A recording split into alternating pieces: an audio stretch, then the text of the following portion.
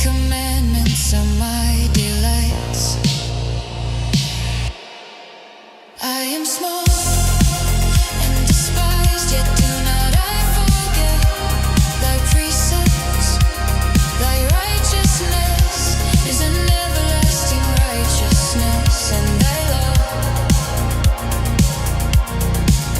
is the truth. The righteousness of thy testimonies is everlasting.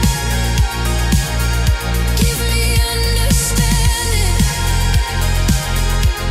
and I shall live, and I shall live, and I shall live,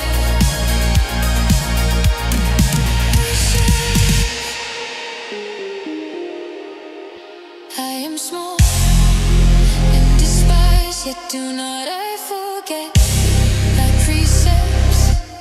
Thy righteousness is an everlasting righteousness, and thy law is the truth. Thy law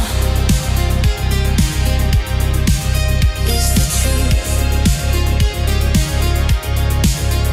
Thy law is the truth. The truth. The truth. Thy law is the truth. Is the truth. Is the truth. Is the truth. Is the truth.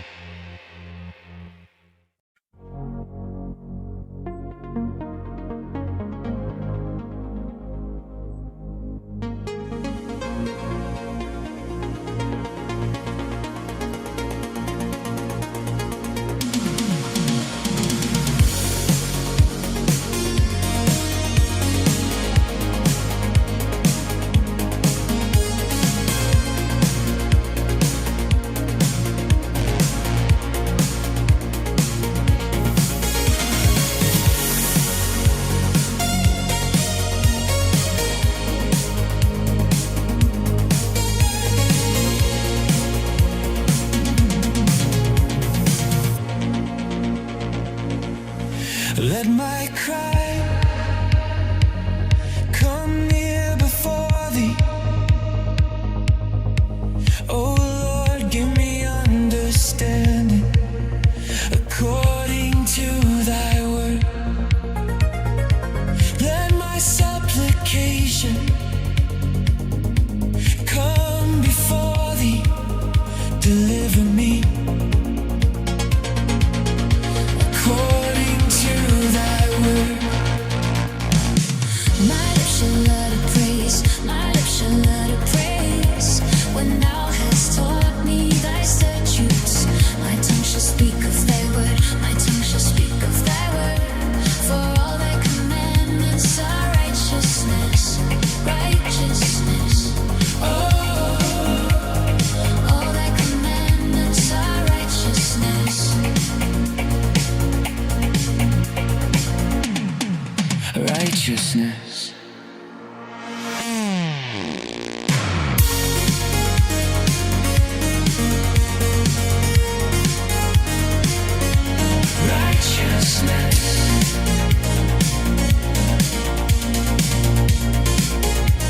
All thy commandments.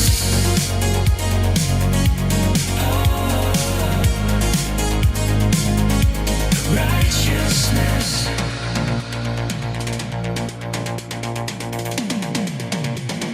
Let thine hand help me, for I have chosen thy precepts. Let my soul live and it shall praise thee, and let thy judgments help me.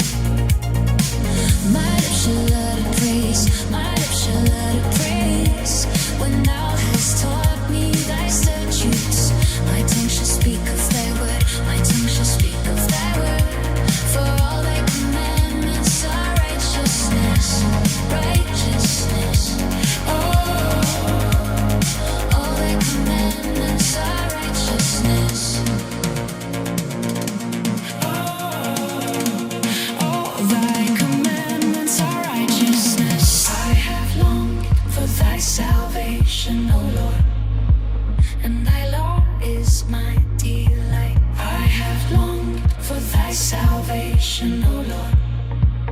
and thy law is my delight, delight, delight, delight, delight.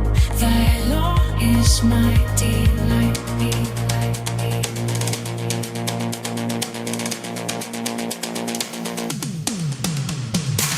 My lips shall utter praise, my lips shall utter praise. When thou hast taught me thy statutes, my tongue shall speak of thy word, my tongue shall speak of thy word. For all thy commandments are righteousness, righteousness. Oh, all thy commandments are righteousness. Oh, all thy commandments are righteousness. My lips shall utter praise, my lips shall utter praise. When thou hast taught me thy statutes, my tongue shall speak of thy word, my tongue shall speak of thy word. For all thy commandments are righteousness, righteousness. Oh, all thy commandments are righteousness. All thy commandments are righteousness. I have gone astray like a lost sheep. Seek thy servant. I do not forget thy commandments. I do not forget thy commandments. Thy commandments. I do not forget thy commandments.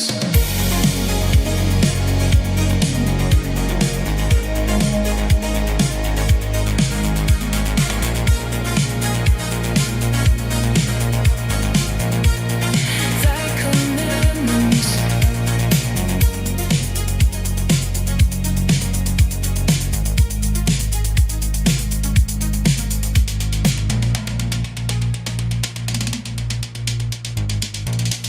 Thy commandments.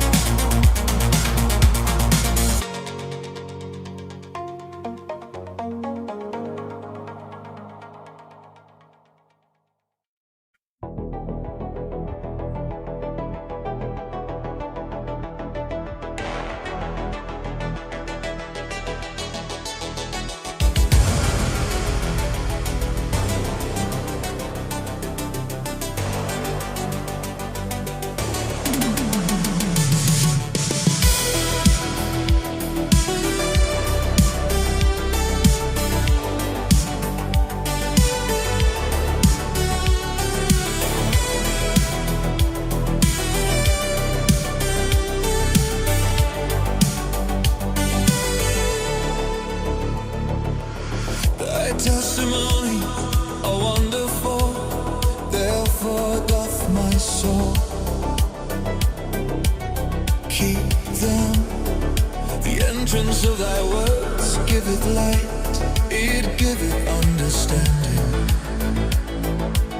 unto the simple. I open my mouth and repented, for I long for thy commandments.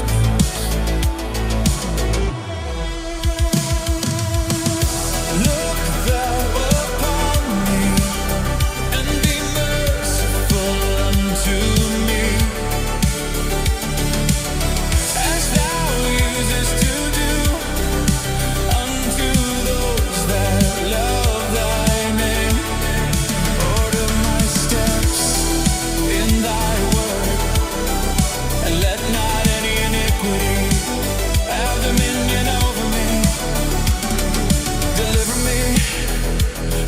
impression of man, so will I keep thy precepts.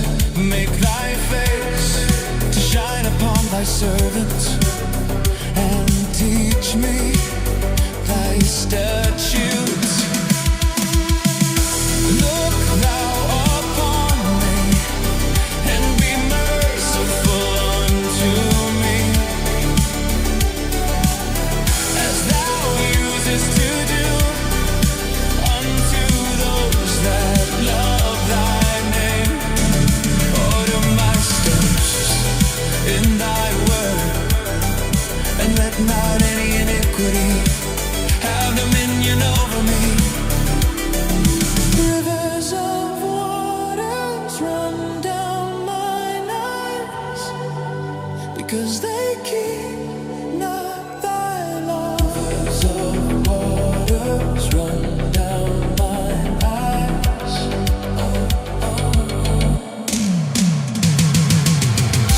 Look thou upon me, and be merciful unto me,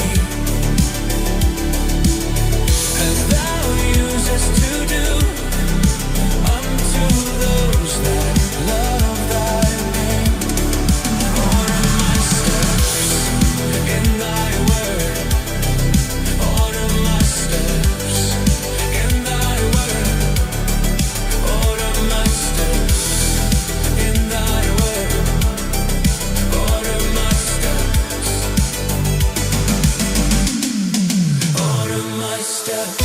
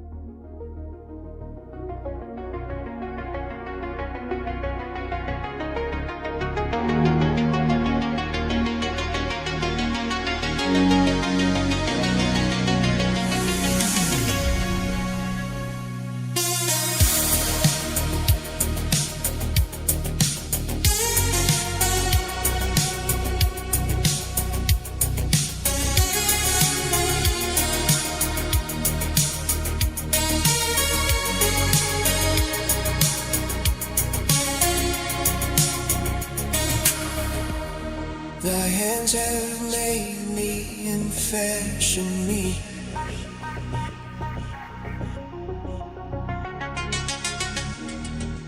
Give me understanding that I may learn thy commandments.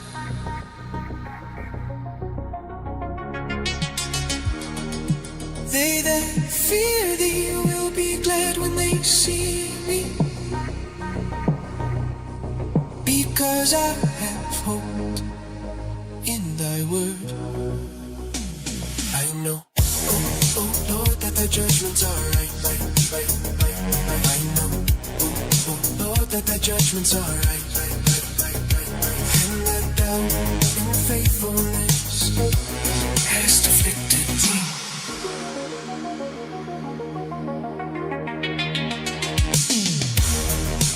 Let I pray thee thy merciful kindness be for my comfort,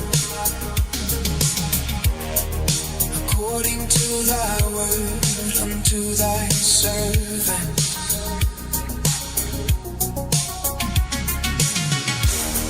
Let thy tender mercies come unto me, that I may live, for thy law is my delight. I know, oh Lord, that thy judgments are right. I know, oh Lord, that thy judgments are right. And that thou in faithfulness hast afflicted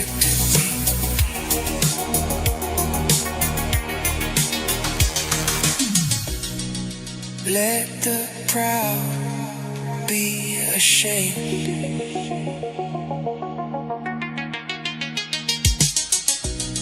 For they dealt perversely with me without a cause.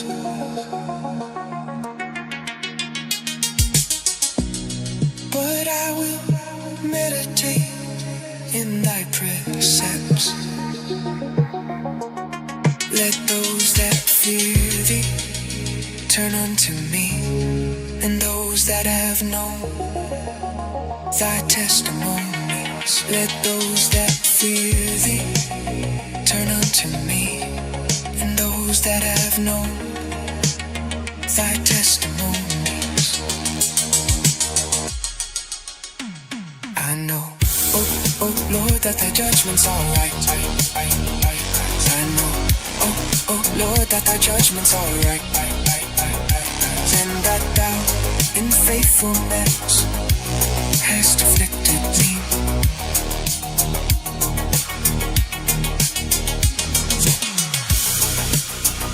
Let my heart be sound in thy statutes,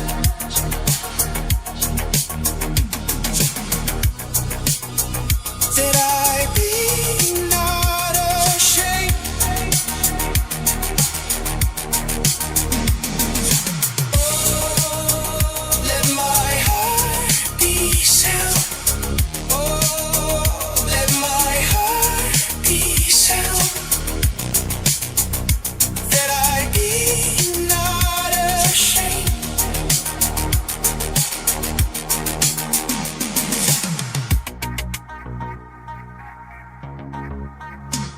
I know, oh Lord, that thy judgments are right. I know, oh Lord, that thy judgments are right. And that thou in faithfulness hast afflicted me.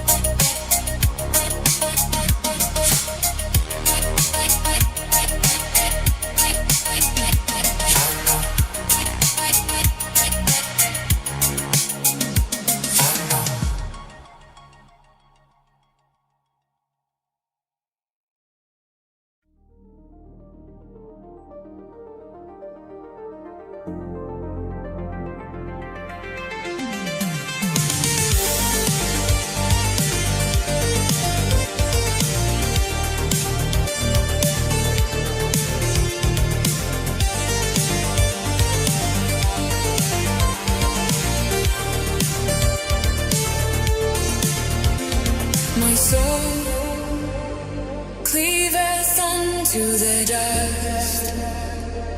Quicken thou me according to thy word. My soul melteth for heaviness. Strengthen thou me according to thy word. Make me to understand the way of thy precepts. So shall I talk of thy wondrous works. I will run the way of thy commandments. I will run when thou shalt enlarge my heart. I will run the way of thy commandments. I will run when thou shalt enlarge my heart. I have declared my ways, and thou heardest me. Teach me thy statutes, remove from me the way of lying, and grant me thy law graciously. Make me to understand the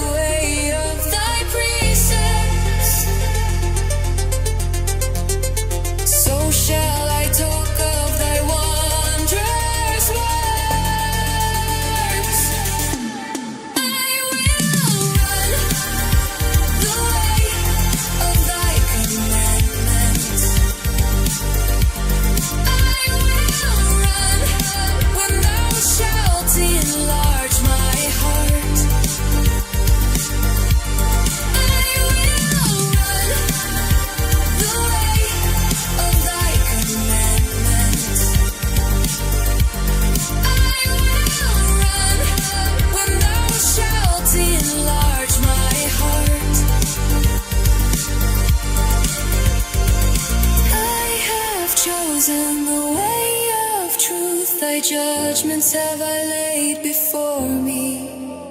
I have stuck unto thy testimonies, O Lord. Put me not to shame. I have chosen.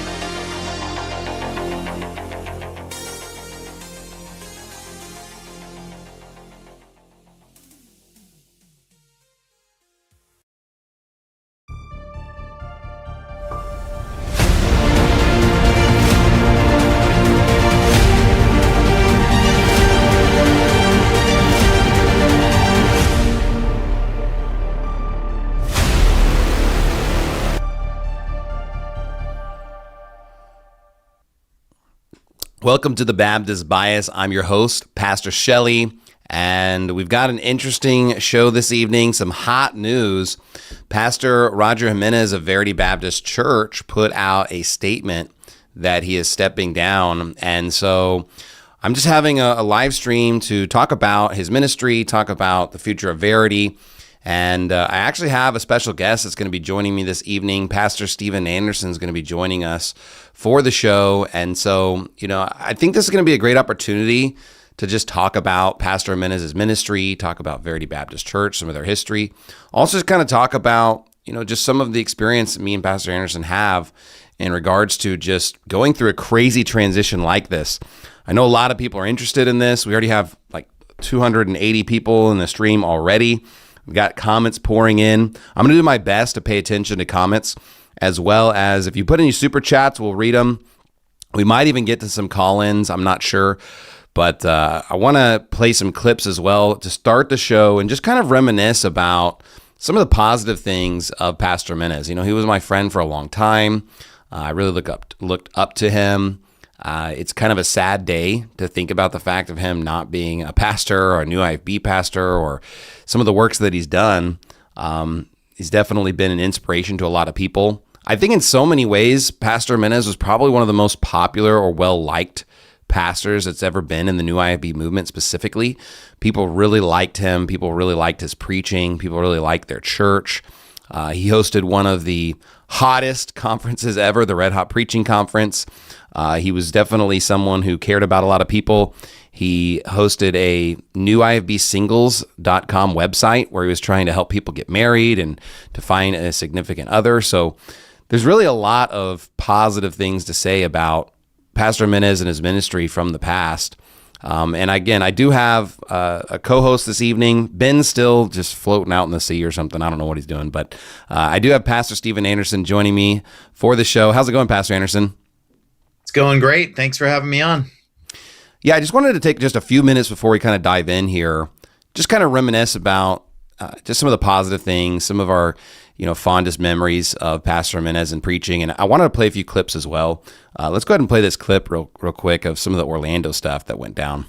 Meanwhile, a Baptist pastor in Sacramento, California, who praised, yes, you heard me right, praised the Orlando terror attacks, is doubling down on his controversial statements. This morning after the after the massacre, Roger Jimenez argued that Orlando is safer because gay people were killed. Here's what he said in his sermon. As Christians, we shouldn't be sitting there and say like, whoa, that's a tragedy, or whoa, that's a bad thing, or we're upset, or we're mourning, or we're, something needs to be done about this. As Christians, we shouldn't be mourning the death of these 50 sodomites. You say, well, why is that? Here's why that is. Because the Bible teaches that these sodomites are every single one of them, a predator. What if you asked me, hey, are you sad that 50 pedophiles were killed today? No, I think that's great. I think that helps society. I think Orlando, Florida is a little safer tonight. Now that 50, the tragedy is that more of them didn't die.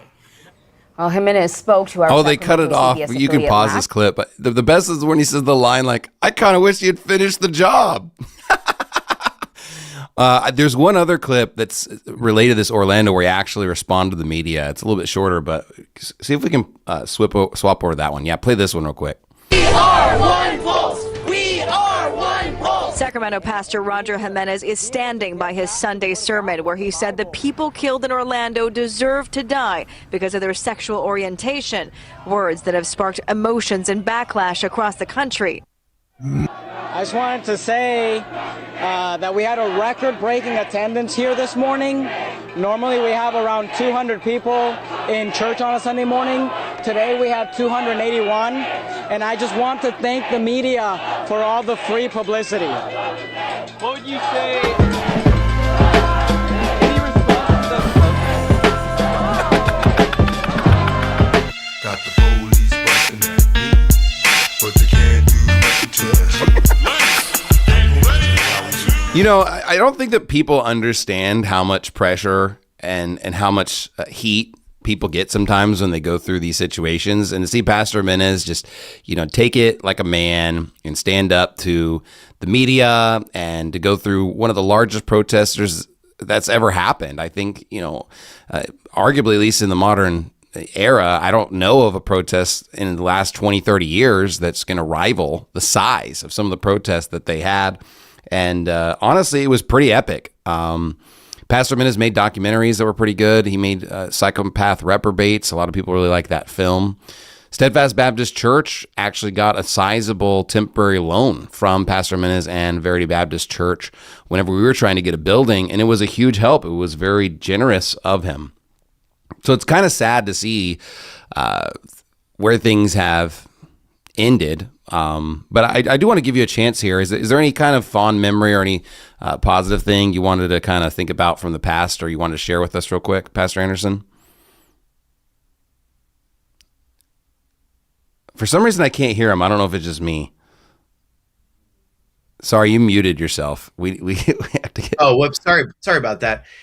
No, I don't really have any positive reminiscences that I want to do right now. But I will say this, the stuff that you played is obviously Pastor Jimenez in his prime, in his heyday, preaching hard, preaching good, taking a stand, doing great things. And I think one of the important things that we cover in this broadcast is to kind of squash some of the false narrative that's going around right now, trying to make it out like Pastor Jimenez was always a bad guy or that he was just a phony from the beginning or something like that, because that is just simply not true. Pastor Jimenez was a great pastor. He did a lot of great works for God, and he was greatly used by God in the past. Obviously, at some point, the train went off the track. But guess what? That is life, and let him that thinketh he standeth take heed lest he fall. Anyone who's a godly Christian can go down a wrong path. And so, we don't want to have this attitude of just, he was just always bad. He was just always a fraud or something. That is simply not true. My dad was at that church from day one. He was there on the first Sunday, and my dad went to that church for the full 15 years. He quit several months ago, but until 2025. I mean, he was faithful the whole time. And he said that he learned more listening to Pastor Jimenez and going to Verity Baptist Church. He learned more than he had learned in his whole life in church up to that point. And this is a man who's been a fundamental Baptist for so many decades. I mean, you know, he'd been in church for like 50 years. And he's saying, I learned more just a few years at Verity than in 50 years in the other IFB churches. And so, you know, there were a lot of great things done. There were a lot of works done. A lot of great things were accomplished. But the problem is that, you know, Pastor Jimenez made the stupid decision to put out this vague post explaining stepping down with all this weird cryptic language that's like a riddle. Nobody knows what the heck it means. And then that allows wicked people to come in and basically twist the narrative and make things up and spread weird rumors. And really, Pastor Jimenez kind of opened himself up to that by not making a clear statement. And then you have this idiot that's online. If you Google this idiot saying, oh, he's stepping down because of this thing that happened 25 years ago at Regency. I'm going to tell you right now, I went to Regency for many years. I know all the people involved. That is a total bullcrap accusation. Pastor Jimenez is not guilty of that, you know, and you know, I don't even like Pastor Jimenez. Obviously, Roger Jimenez stabbed me in the back, threw me under the bus, slandered me, lied about me, etc. But at the end of the day, truth is truth. And so, you know, it's not like I just want to defend Roger Jimenez or something, because obviously he's not my friend. I consider him an enemy at this point. But I will say this, those accusations against him are bogus. And I was there. I knew the people involved. I didn't know about that situation at the time. I never heard about that at the time back then. But I'm telling you right now there's no way that he stepped down because of that bogus, lame accusation from 25 years ago. And there's also absolutely no way that he's guilty in that, as far as of what they're trying to twist that into it. You know, I'd like to talk more about that and go into why those claims are so bogus, because again, I agree with you that Pastor Jimenez did do a lot of great works for God, and Verity was an awesome church that did a lot of great things and stuff until I would say the last couple of years when they started going astray. Yeah, I think it's definitely clear. Anybody that's known Pastor Jimenez, he was a real one. He preached a great gospel, was a zealous soul winner, hard preacher, genuine friend in the past, and you know, preached great sermons. I mean, there was a lot of sermons that he preached. In fact, I would argue that most of the time when he preached in like a public setting where it was like outside his pulpit and I was there listening, I thought it was one of the best sermons, you know, of that particular event or conference. And so Pastor Jimenez was a great preacher, definitely a zealous Christian in his past for sure. And it's just kind of been sad to see, you know, a downward spiral. I don't think that I anticipated something like this at all, but at the same time, it was definitely, things were headed in a bad direction, but that didn't mean that it was necessarily going to come to that. Definitely was sad news. It was kind of crazy to hear something like this. But yeah, of course, there's going to be a lot of speculation, a lot of rumors, a lot of gossip.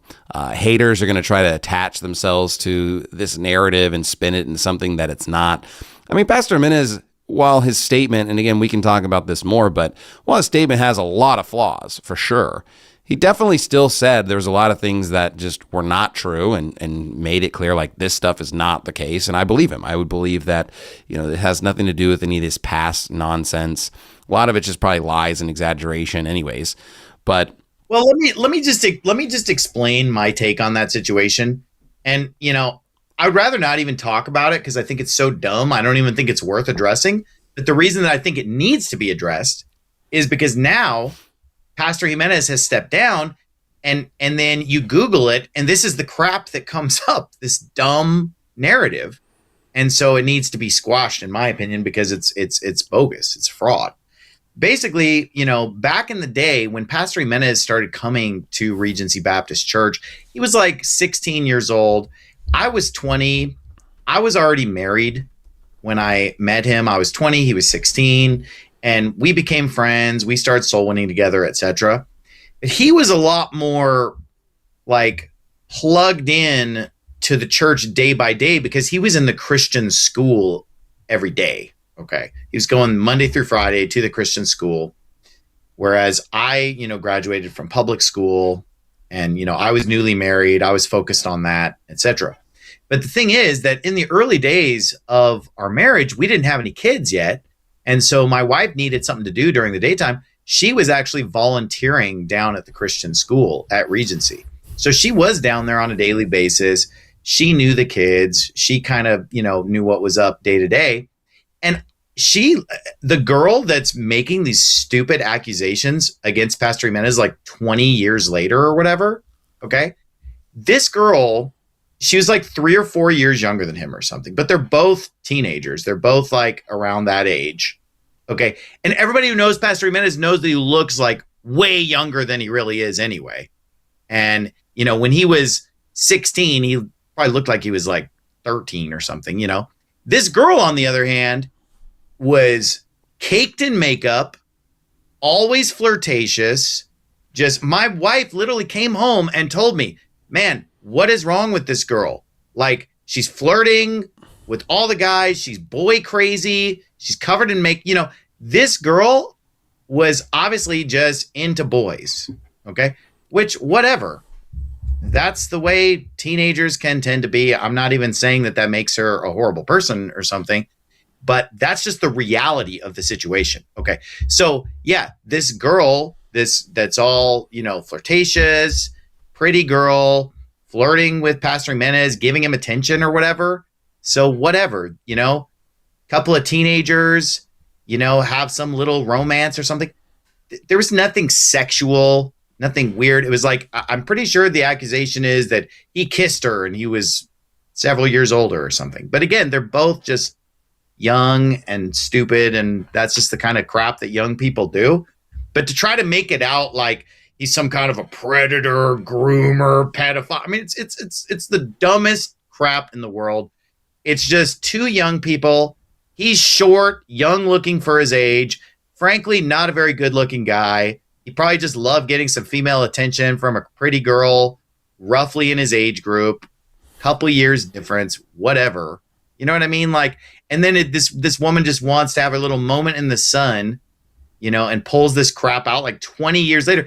And here's the thing. How do you defend yourself 20 years later? Like, it's like, bring it up at the time, deal with it at the time, or shut up. Because if you bring up something 20 years later, then it's like, It just seems like clout chasing or something, because obviously they didn't care to bring this up until he gets a little bit of attention. He's on the news.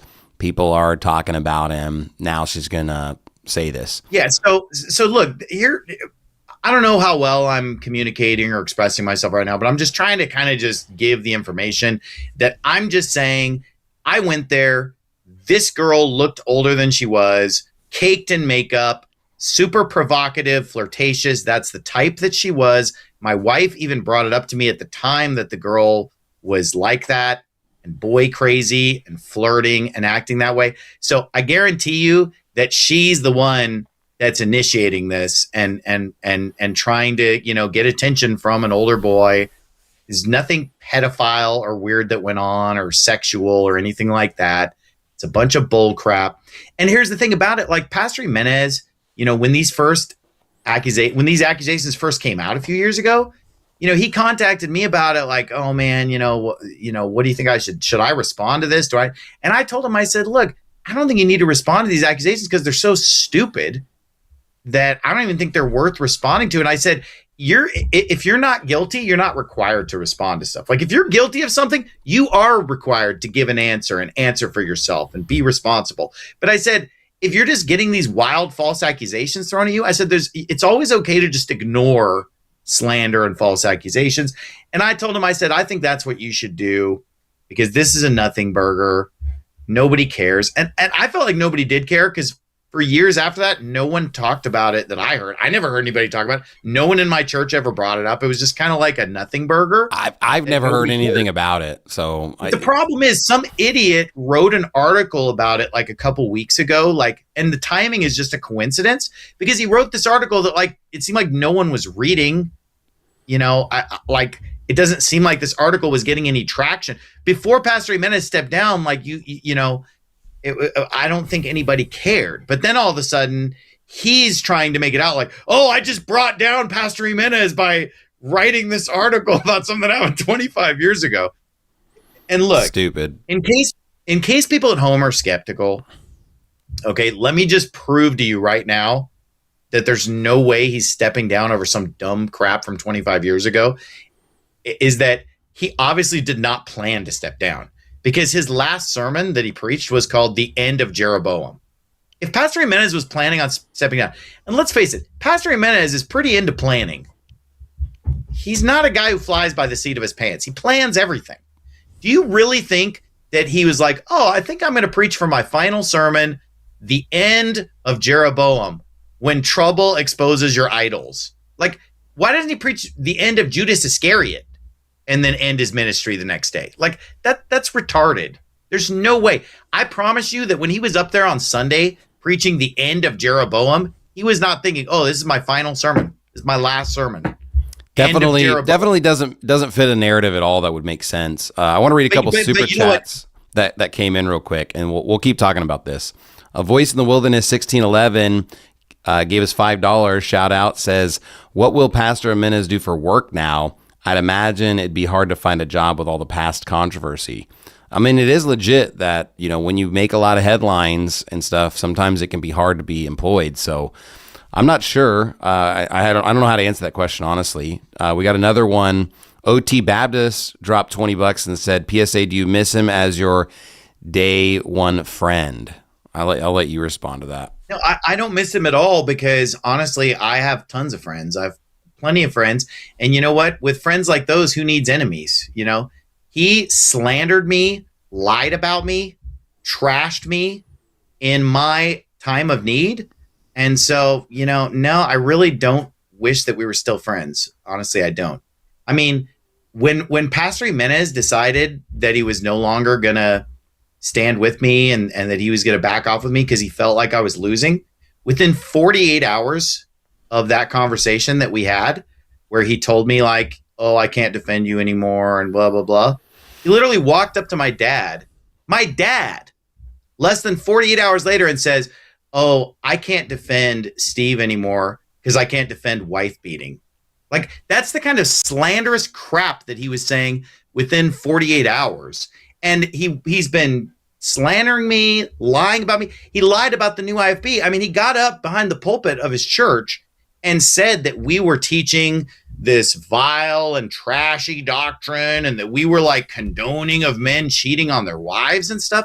I mean, those were some horrific railing accusations.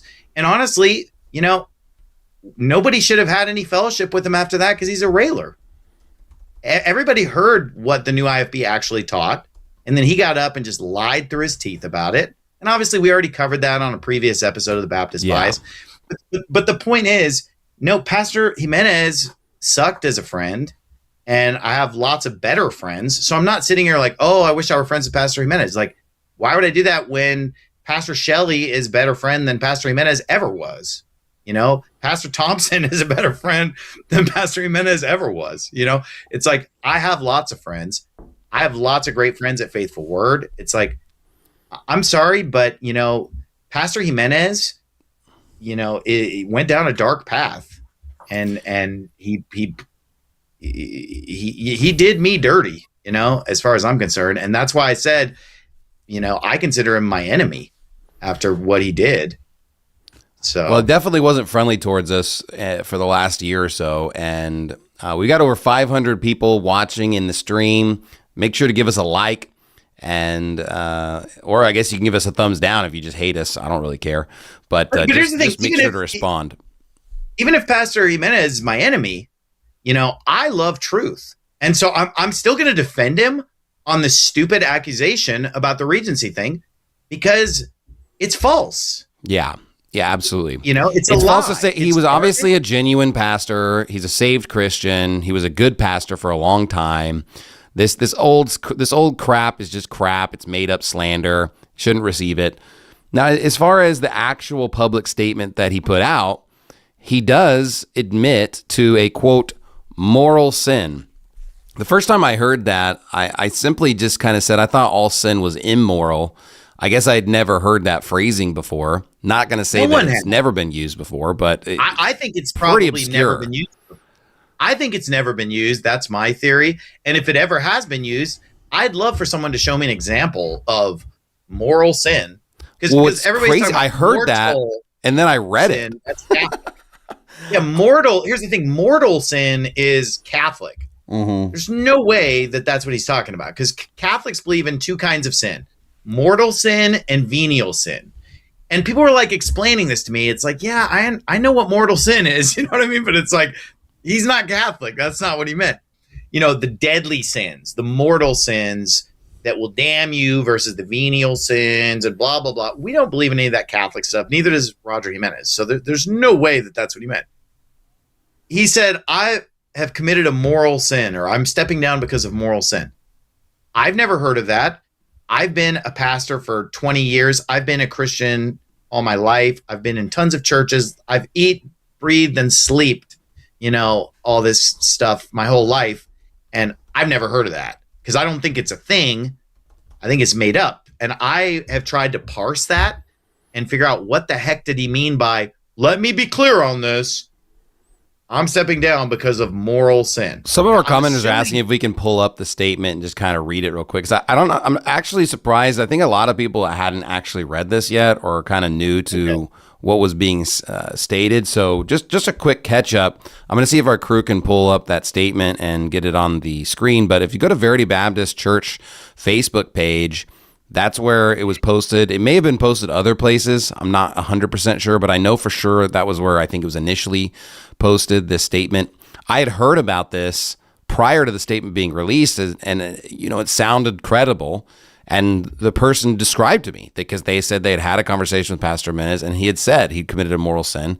And I just thought, like, maybe this person misheard him, or it was like a gaffe or something. Like he just kind of was trying to say like something weird. But then when I read it, I kind of thought like, wow, I've just never seen anybody use these two words in a combination of, quote, moral sin. And so it's definitely peculiar. It's definitely a peculiar idea. It would seem like if you're going to be clear, you would use language that's commonly understood, easy to be understood, something the dictionary could even be used in reference, or perhaps a Bible verse or a passage. You know, and again, we've gone through a situation where a pastor had to step down. Pastor Romero had stepped down from Steadfast, and he gave a public statement. And frankly speaking, what he said was kind of crap too. And it seemed like what Pastor Romero was saying was crap because he just didn't want to be honest, and he wasn't like being straightforward. It's because Pastor Romero was unrepentant. That's why. So And again, so is Pastor Jimenez. And anybody who reads this statement, it's super clear that Pastor Jimenez is unrepentant. well, I want to let's pull it up so we're all on the same base here, and we've got another super again, chat. I'll get to in a minute.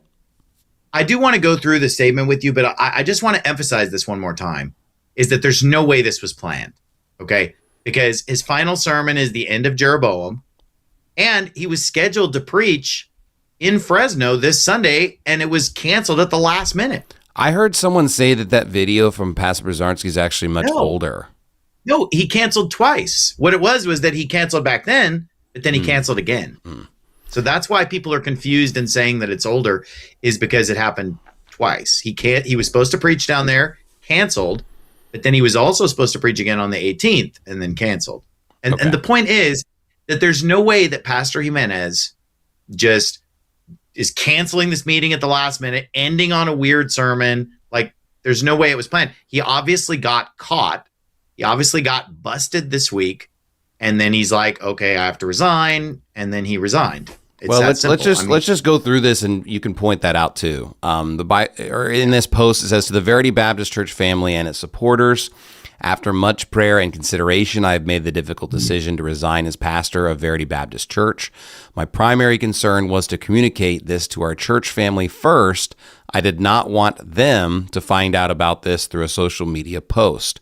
Over the last several days, I have done my best to communicate this to our church family, and now I would like to make a public statement for those outside our church. One thing I would just point out is, notice it says over the last several days. It does not say over the last several weeks or months. Exactly. And so that's definitely an indication that this has not been a weekly or monthly idea. It says, I want to be and clear. This came out on Saturday, just for people to understand the 2 days there. You can see it's because it's Monday today. This statement came out Saturday, and I believe that there was a meeting on Thursday night with many of his church members. So he started announcing it on Thursday, and then over the course of Friday, Saturday, maybe he's calling people who weren't at that meeting or whatever. And then, Saturday he puts this on the internet, right? That's the timeline. We have a super chat and it might go away, so I'm just going to read it before I lose it. A voice in the wilderness, 1611, $5 said, "Pastors have refused to step down for such much worse. What could it possibly be? Some have speculated it was pornography. Is pornography enough to disqualify a pastor?" Again, so first of all, he's saying pastors have stepped down for much worse. Have refused to step down for such much worse. Pastors have refused to step down for much worse. That makes no sense because of the fact that you can't say worse or better when you have no idea what he did. If you have no idea what he did, you can't say it's worse or better because you'd have to know what the sin is, because then you could start comparing. How can you compare something when you have no idea what it is? And then this idea that it's porn is just a speculation. Yeah. Because here's the thing. If it were porn, wouldn't he just say it's porn? Like, how hard is it to say, like, oh, I'm sorry, I got into pornography? Like, why would he give this weird song and dance and this weird cryptic language? If that's what it is, then just say that that's what it is. Because honestly, there's a spectrum of things that people are speculating based on this statement. And porn is only like at one end of that spectrum. It's probably at the mild end, the mildest end of the spectrum. And I'm not saying it's mild because obviously it's really bad. But what I'm saying is, like, it's either that or something worse, it seems like. So if it were that, why would you just leave it open to all this wild speculation of even worse stuff? If that's what it was, you would just say that that's what it was, I would think. I mean, well, it's definitely speculation. I don't know. I think we're going to read through the statement and just see why this person's maybe making that comment. As far as whether that's disqualifying or not, I think it probably just depends. Obviously, it's a wicked sin. No one should do it. If it's a severe addiction or something, it probably needs to be addressed immediately. That definitely could call for resignation. Plus, what do people mean? This statement is so vague. Yeah. And it like it, you could have a spectrum of anything from, the Sports Illustrated swimsuit edition to porno to OnlyFans to sex chatting on a video, audio. Who knows? Yeah, again, nobody knows. We don't know what that means, so it's vague. There's no point in us speculating. Let's keep reading this, and then we'll see why maybe this comment's made. It says, "I want to be clear. I stepped down due to moral sin." That's a direct quote. Before we move on, I just want to say this too. The person's asking, like, "Oh, is that disqualifying?" It's like, again, what's the context? I mean, if he's got a Sports Illustrated swimsuit edition, I really doubt he's just going to step down, disqualified, nuke my whole ministry. And I'm not condoning these things at all. It's obviously, we both know that this stuff is wrong, but at the end of the day, there's also degrees of how far people are into these things or how much, you know what I'm saying? It's like I said, I would say it's contextual. So considering we don't know anything, it's kind of hard to even make a good judgment. When it's but if somebody is sitting there and chatting with prostitutes or sexting or talking to whatever, Andrew Tate, that's definitely, I would say that's definitely disqualifying. Like that's real bad. Like I would say that's way over the line when you're sitting there and having those kind of conversations and relationships and stuff. You know, I think people could debate, maybe people could debate some of these other things, but like that's pretty horrifying. But who knows? It says here, I want to be clear. I stepped down due to moral sins. That's a direct quote. It's weird that that's one sentence. The first part of the sentence is I want to be clear. The second part is moral sin. So again, well, he doesn't say he's going to be clear. He just said he wants to be clear. So, yeah, you know, here's, you know, the key to understanding a statement like this and the key to reading between the lines is believe what they tell you. Believe what they tell you. So I want to be clear. I believe you. I believe that you want to be clear, but I also believe that you're not being clear on purpose. You wish you could be clear, but unfortunately you're not being clear, and you know you're not being clear. Well, that's why you're not even saying let me be clear. Yeah. Or, I'm going to be clear here. I'm going to make it clear. It's just, well, I want to be clear. Well, you know what? You're not being clear. Nobody on this planet thinks that this is a clear statement. I stepped down due to moral sin, because nobody on this planet has a definition for moral sin.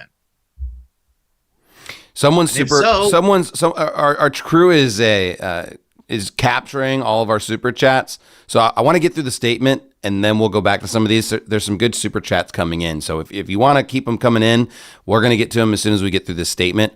I'm going to keep reading this. So this is Pastor Jimenez after he says, quote, moral sin. This was my personal decision and has nothing to do with my wife or children. My wife and children plan to remain at Verity, and I ask that you would respect their privacy and show them kindness during this time. Now, this was also unusual to me. I feel like that's maybe a little bit unfair to ask a family to go back into this environment after you've stepped down right away. Like that would be, I don't know. That seems like an uncomfortable situation to put a family in after you've stepped down like this, and when it's vague. I mean, that just the enticement to go and just pester them about this has just got to be so high. Yeah, but the weirdest part about this though is he's not mentioning himself. He says, well, my wife and children plan to remain at Verity. Well, it's like, where the heck are you going to be? Like, are you going to church at a different church? Or are you just going to stay home and not go to church? Like, you just stay home now? Are they splitting up? Like, are they not staying married or something? Like, how does that work? Like, how do you go to a different church as your family?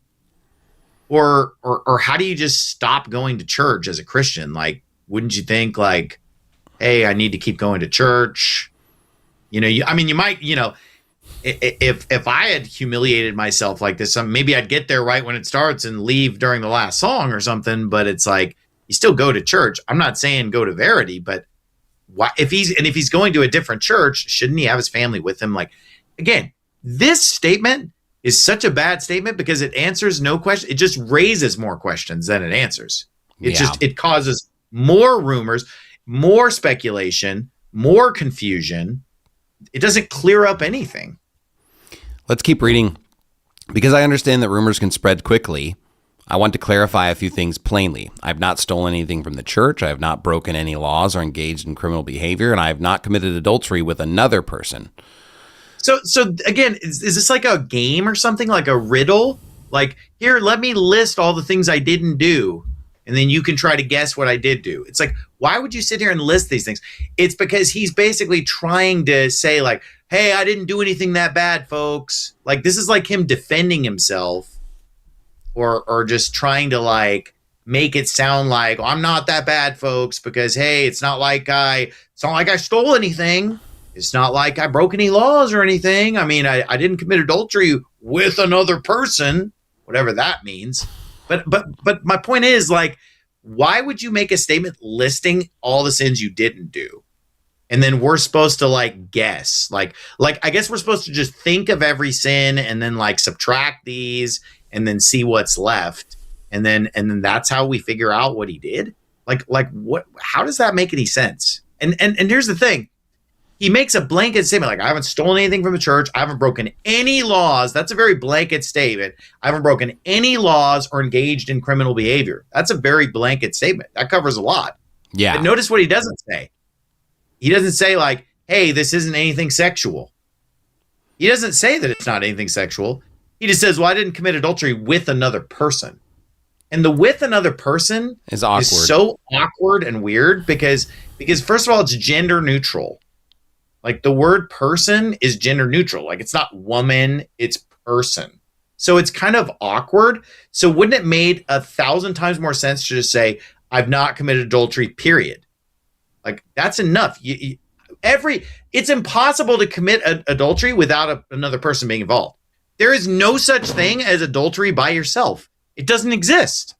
It is literally impossible. Go ahead and say what you want to say, Pastor Shelley, because do you have something to say about that?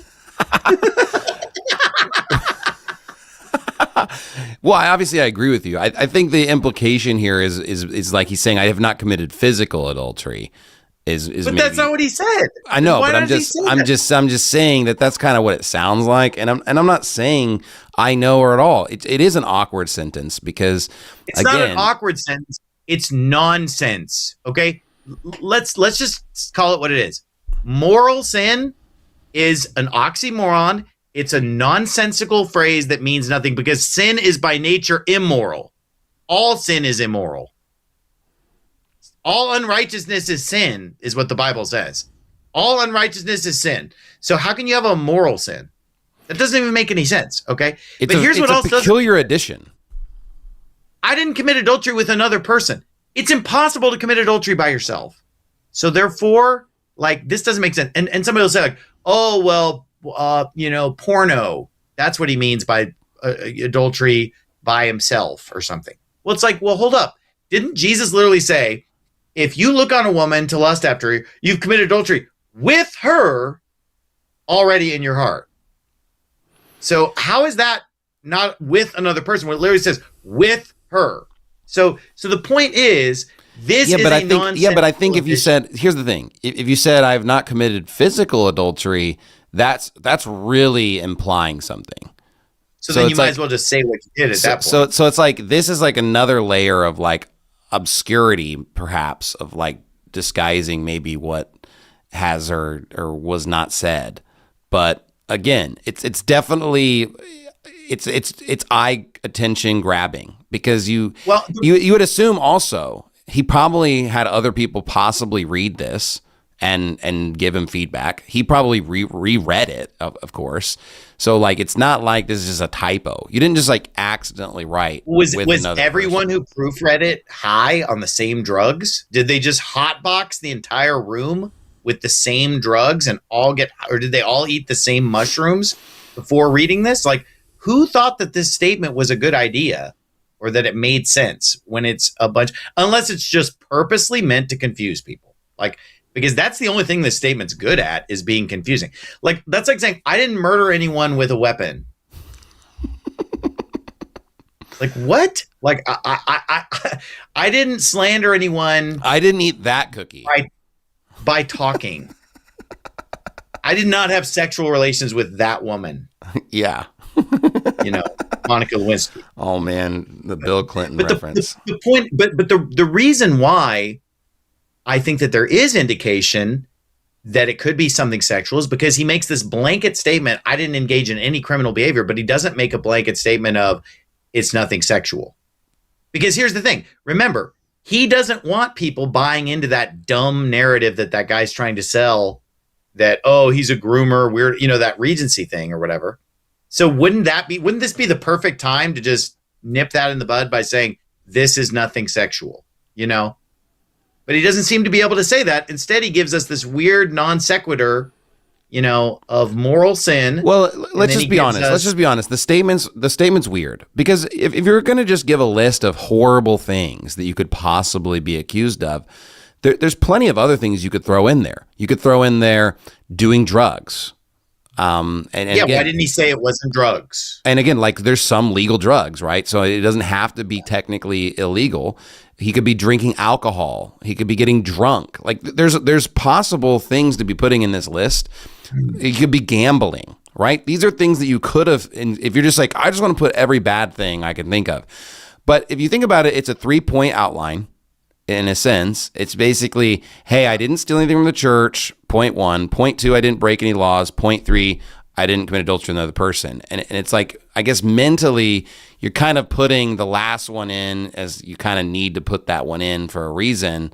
The first two were just there as like a buffer, in a sense. No, I think I can see how just because 3 is the liar's number, because people, when they love to have a list of 2 things to obscure the third thing. Like I totally get what you're saying, that basically the other 2 are just camouflage.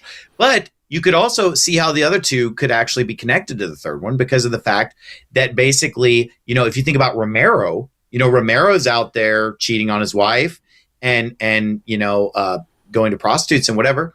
And you know what? He's using the church's money to do it. And he's therefore breaking the law to do it. You see what I mean? And so, and it's committing adultery. So it's, but he was also guilty of drugs and gambling, and those aren't mentioned. Yeah. So I'm just saying that's, obvious. What I'm saying is maybe he's trying to say, like, well, I don't worry, I didn't use the church's money on this. I used my own money. And don't worry, everybody was legal or whatever.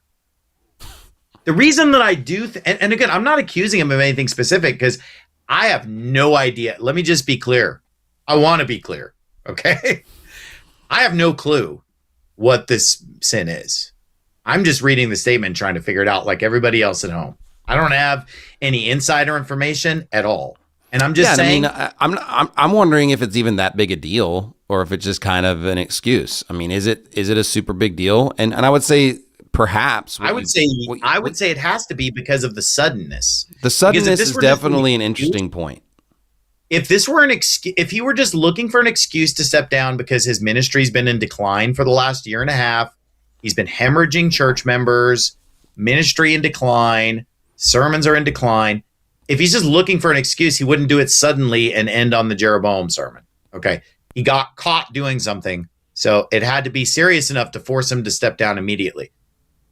Here's my theory on the moral sin thing, is that, if you think about it, a lot of churches, even IFB churches, will use the term immorality as a blanket term for sexual sin.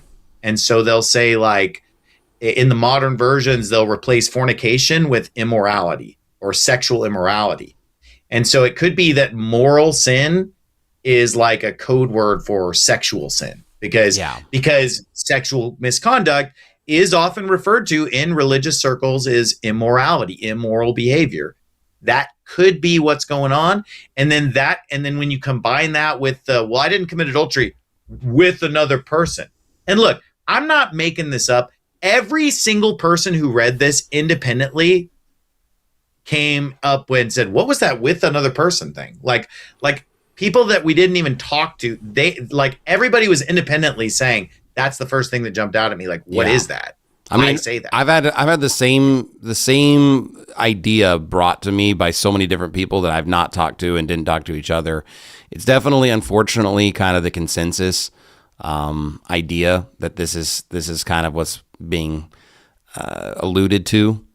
I want to read through this and then look at that. And if Pastor Jimenez doesn't like what the conclusions people are coming to, trying to parse his weird statement, feel free, Pastor Jimenez, to just come out and tell us what happened. And Donnie Romero did the same thing. You can stop bullcrapping us whenever you want and just tell us what actually happened if you don't like the conclusions that people are coming to. Yeah, Pastor Romero put out a non-accurate statement that was extremely misleading. And I talked to you privately about it, and I said, I think this isn't right. Achan had to confess his sin before being killed. And, again, I'm not saying that we need the nitty-gritty details or something like this. I don't think anybody wants that. I think that it's just, hey, we just want to be able to rationalize and understand and move on. And again, I think for the sake of everybody, it's better, because people are going to continually pester this idea of, like, what was it? What happened? Did you know? And it kind of like just is in this weird space in people's minds. And look, I think we should move on from it. But I'm just saying, like, the reality is a lot of people are going to be bothered by the vagueness, and it's not really helping the, quote, rumor mill or the gossip. Of course, we all want to move on, but we can't move on until the situation's dealt with. Verity Baptist can't move on until they get a new pastor and, can go forward with new leadership. I mean, and for people at home that might just think like, oh, this is none of your guys' business. Yeah, it is. We've invested our lives, our time, energy, hundreds of hours of my time, money, energy into this ministry, Verity Baptist Church. Okay. I've been there preaching at that church from day one. I was preaching there twice a year for many, many years. My dad's been a member there since day one, right? This is somebody that I had trained and mentored. This is somebody that I had worked with for years. We all worked with him for years. And guess what? To this day, we have Verity members visiting our church all the time. We just had a family from Verity visiting us in December at Faithful Word. A family from Verity was just at Pastor Mejia's church in December. Like these are churches that we're connected to, as far as just obviously not officially, obviously we're independent, obviously not on paper, but just de facto in reality, this is a church that we've fellowshipped with for 15 years straight, where we've invested tons of money, time, energy, effort. And guess what? We don't want to see it go up in flames. I don't want Verity to die. I don't want all that labor and work and effort to be in vain. I want Verity to thrive and succeed and go forward and get back to its former NIFB awesomeness. You're playing clips at the beginning of the show. Yeah, let's get Verity back to that, where we got a leather lung preacher in the pulpit, ripping face, big soul winning, big works for God. That's what we want to see. Sorry, we don't want to see our investment die, and we don't want to see Verity Baptist Church die. And so in order to heal and move on, this has to be dealt with. We have to deal with it. We have to confront it. And we've already been through this before, many years ago with the Romero situation. And it's like, you have to confront it. You got to deal with it. You got to face it. You got to fix it. You got to get the new leader. It needs to happen. And so, we have every right to say our piece about this. This is somebody who used us for years and years and years and years and years. So yeah, we want to hold him accountable. Is that okay? Is that okay with you if we want to hold bro accountable? Well, everybody's going to talk about this no matter what. And at the end of the day, he sure held me accountable for dumb crap that wasn't even my fault. So yeah, obviously, when you're a public, when you're a public person in a public ministry with friends, I mean, it's going to happen. And of course, people would criticize us for not holding him accountable or asking him to clarify his statement. So it slices both ways. Some people would criticize us for commentating. Some people would criticize us for not commentating. You're kind of damned if you. Well, and hey, at least if people are going to Google this, they might as well find us telling the truth about it than that bozo who's telling all those lies about Regency and 25 years ago and everything. That's the top hit on Google right now, and it's a bunch of garbage, and it's making Pastor Jimenez to be even worse than he probably even is. And so, if anything, we're actually doing Pastor Jimenez a favor, by not allowing that narrative to take over, because that's like the worst possible narrative, and it's not true. And so, it's better that we actually get some truth here. I'm getting some pushback in the chat. They're mad at me that I'm not reading this statement, but I'm going to go ahead and just finish it, and then we can go back to some of our. We got to analyze it as we go, though. Yeah, well, we can come back to it too. This is continuing the statement here. Also, there are already rumors and false stories circulating about why I stepped down, and none of them are true. Nobody knows the full reason other than Real that. Quick, sorry. I'm going to stop you. I don't care what the chat says. Here's the thing. When he says there's already false stories circulating about why I stepped down and none of them are true, the stuff that's circulating is just the Regencies. That was the only thing on the internet. I searched the whole internet and that was it. That's what he's talking about. Anyway, go ahead. Sorry. Continuing to read, nobody knows the full reason other than those closest to me. And this is a personal matter that did not bleed into church or affect anyone outside my home. Furthermore, no one pushed me out. This was a voluntary resignation that I initiated. I'm deeply sorry for the hurt that this will cause. I take full responsibility and would sincerely appreciate your prayers for my family and me. I love this church and its people. I'm grateful that I had the privilege of serving as your pastor. I want to encourage you to move forward. It is my hope and desire that this church continues and flourishes. I believe that Verity Baptist Church is the greatest church in the world, and it is filled with the greatest people in the world. And if you remain united, you can continue to do amazing things for the Lord. Deacon Oliver Gonzalez is taking day-to-day operational leadership of the church until a new pastor is in place. The church trustees are following the guidelines of our church bylaws to find a new pastor. I also want to thank all of those outside our church who have supported and encouraged our ministry over the years. I appreciate that you brought into the vision of Verity Baptist Church, or bought into the vision of Verity Baptist Church, and I pray that you will continue to do so. Aside from this statement, I will not be answering questions or giving further details publicly. God bless you, God bless your families, and God bless Verity Baptist Church, Roger Jimenez. Now, one thing I want to point out, and then we'll get to some of these super chats, is if you go back up to the part where he apologizes, he says, I am deeply sorry for the hurt that this will cause. And it almost seems like he's saying, I'm sorry that I'm stepping down, but not for anything else. And that's where it's kind of confusing. It's not almost. That is what he's saying. He doesn't say, I'm sorry for the sin I committed. I'm sorry I sinned. I'm sorry I screwed up. I'm sorry for my moral sin. He says, oh, I'm really sorry for the hurt that this will cause. The fact that I'm being exposed and that I'm resigning. I'm sorry for the hurt that me resigning will cause. I take full responsibility for me resigning. Where does he even say that he's sorry for what he did? He doesn't say that anywhere. This is a bullcrap statement. Okay. And it doesn't show any repentance.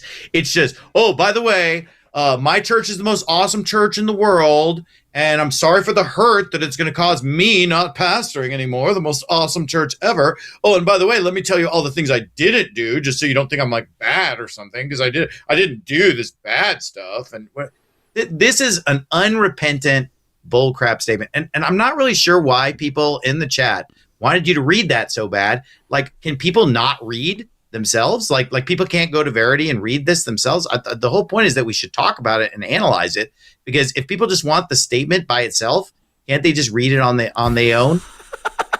Some people struggle to read, Pastor Anderson. We should back up and go through this line by line, like we were doing. Any part that you want to. I just wanted to get through it. Any part that you want to bring up. Any part.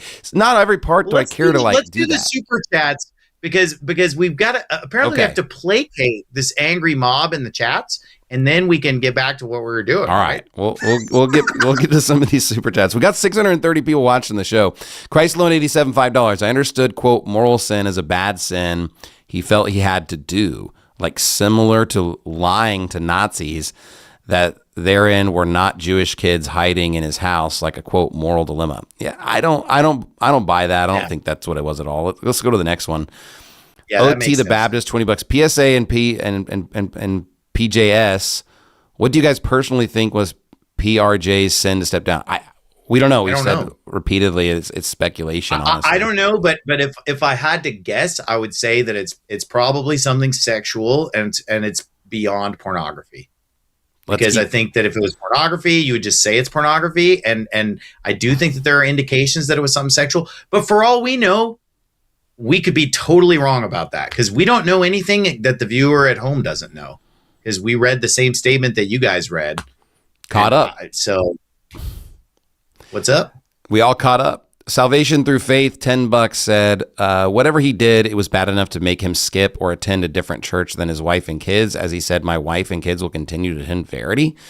Yeah, again, I don't know if it is bad enough. We don't know for sure, but it definitely would be implied that there's something off about that. Doesn't really make sense. I don't understand that as well. Maybe he's going to rehab for something, alcohol or prescription drug abuse. It's just really strange and deceptive. Yeah, this is an interesting theory, and I'll tell you why. Because, my wife and kids are planning to go to Verity. It begs the question of where is he going to be? So the question of him entering some kind of a program or something is legitimate, but that doesn't necessarily have to be for alcohol or drugs, because of the fact that these like Christian rehab programs like Reformers Unanimous, they'll have like these Reformers Unanimous programs stuff that will include stuff like sexual sin too. Like if you look it up, these kind of places will deal with all types of addictions, any type of addiction, not just alcohol or drugs. So is it possible that he's going to some kind of a program, some kind of a rehabilitation camp or something, or rehab? Who knows? But I think that this is a, legitimate theory. But I don't know. Here's the thing about the drugs and alcohol thing is that statistically, yeah, but he didn't say I didn't do any illegal drugs. So then it would be like, oh, what kind of drug? He didn't do any illegal drugs. But the other thing is that, typically when people abuse drugs and alcohol, they typically start early in life. So, I love biographies. Like biography is one of my favorite genres. And I've read a lot of biographies, and I've read a lot of like athletic biographies and stuff. And you'll read about people who've struggled with alcoholism and drug abuse in a lot of these type of biographies. And it's like they always started when they're like 12, 13, 14. If you can make it to age 21 without ever touching alcohol, your chances of like seriously abusing alcohol are real low. And so somebody like Pastor Jimenez getting into alcohol or drugs in his late 30s I don't believe it. Because I've known him for so long, and I will say this: he definitely abused Coca-Cola because like he drank just like a stupid amount of Coca-Colas, and I'm like kind of a health guy sometimes, and like I'm kind of horrified when people overdrink like these unhealthy sodas. And he was definitely like a Coca-Cola abuser. And he was definitely like also drinking tons of coffee. Like when we traveled places, him and Paul Wittenberger just like pounding coffee and caffeine. But like, no, there's never been any indication of him drinking or doing drugs. And that's not something you start at this age. I don't believe that for 1 second. Do we have any other super chats? Okay. The letter was more cryptic than the book of Daniel. I guess we just need to wait for his version of Revelation to drop so we can understand it. Pretty interesting comment there. Yeah. I mean, again, it wasn't designed to end the conversation, unfortunately. And again, it would be nice. It's made everything worse, to be honest. It definitely puts a dark cloud over everything, and it's just kind of annoying.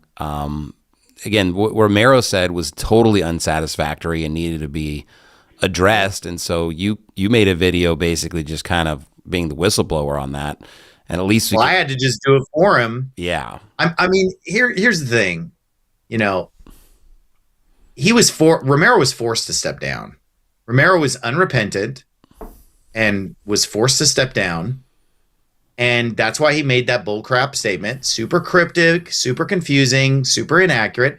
And then the next day, I just made a video and put it online and just said, here's what he was doing, folks. Yeah. And just spelled it out. I mean, he couldn't really spell it out in that meeting exactly what he did, because people probably would have just torn him in pieces right there. But yeah, it eventually had to come out, obviously. Do we have any more super chats? I don't even know if we have any more. There was another one, yeah. Well, this one's just stupid, but. Well, that's why they only paid $1, because it was a crappy comment. I'm not even going to read it. Well, he's officially not new IB because he's not calling himself out. Needs Psalm 7:8. We got a couple more coming in. Salvation through faith said it was a coffee. What does Psalm 7:8 say? Because I don't know the reference. I'm going to look it up. Just let me look it up and see. He needs Psalm 7:8. The Lord shall judge the people. Judge me, O Lord, according to my righteousness, according to mine integrity that is in me.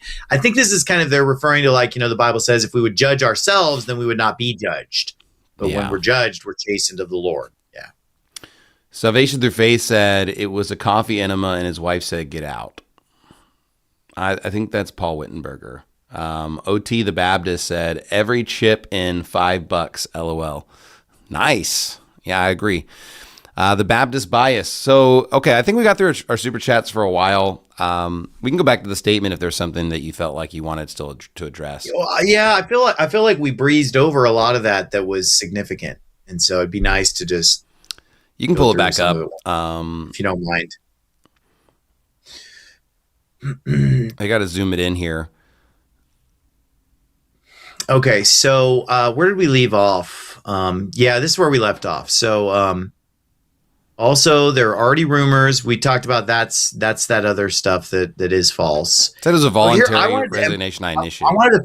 I wanted to focus on this. Nobody knows the full reason other than those closest to me. So that sounds to me like some people do know the basics of the reason, or at least the genre, or at least something about it, but they don't know the full reason. Okay. Because somebody tried to say to me, like, well, some of the men at Verity apparently thought that it wasn't bad enough for him to resign. It's like, well, that's because they don't know the full reason.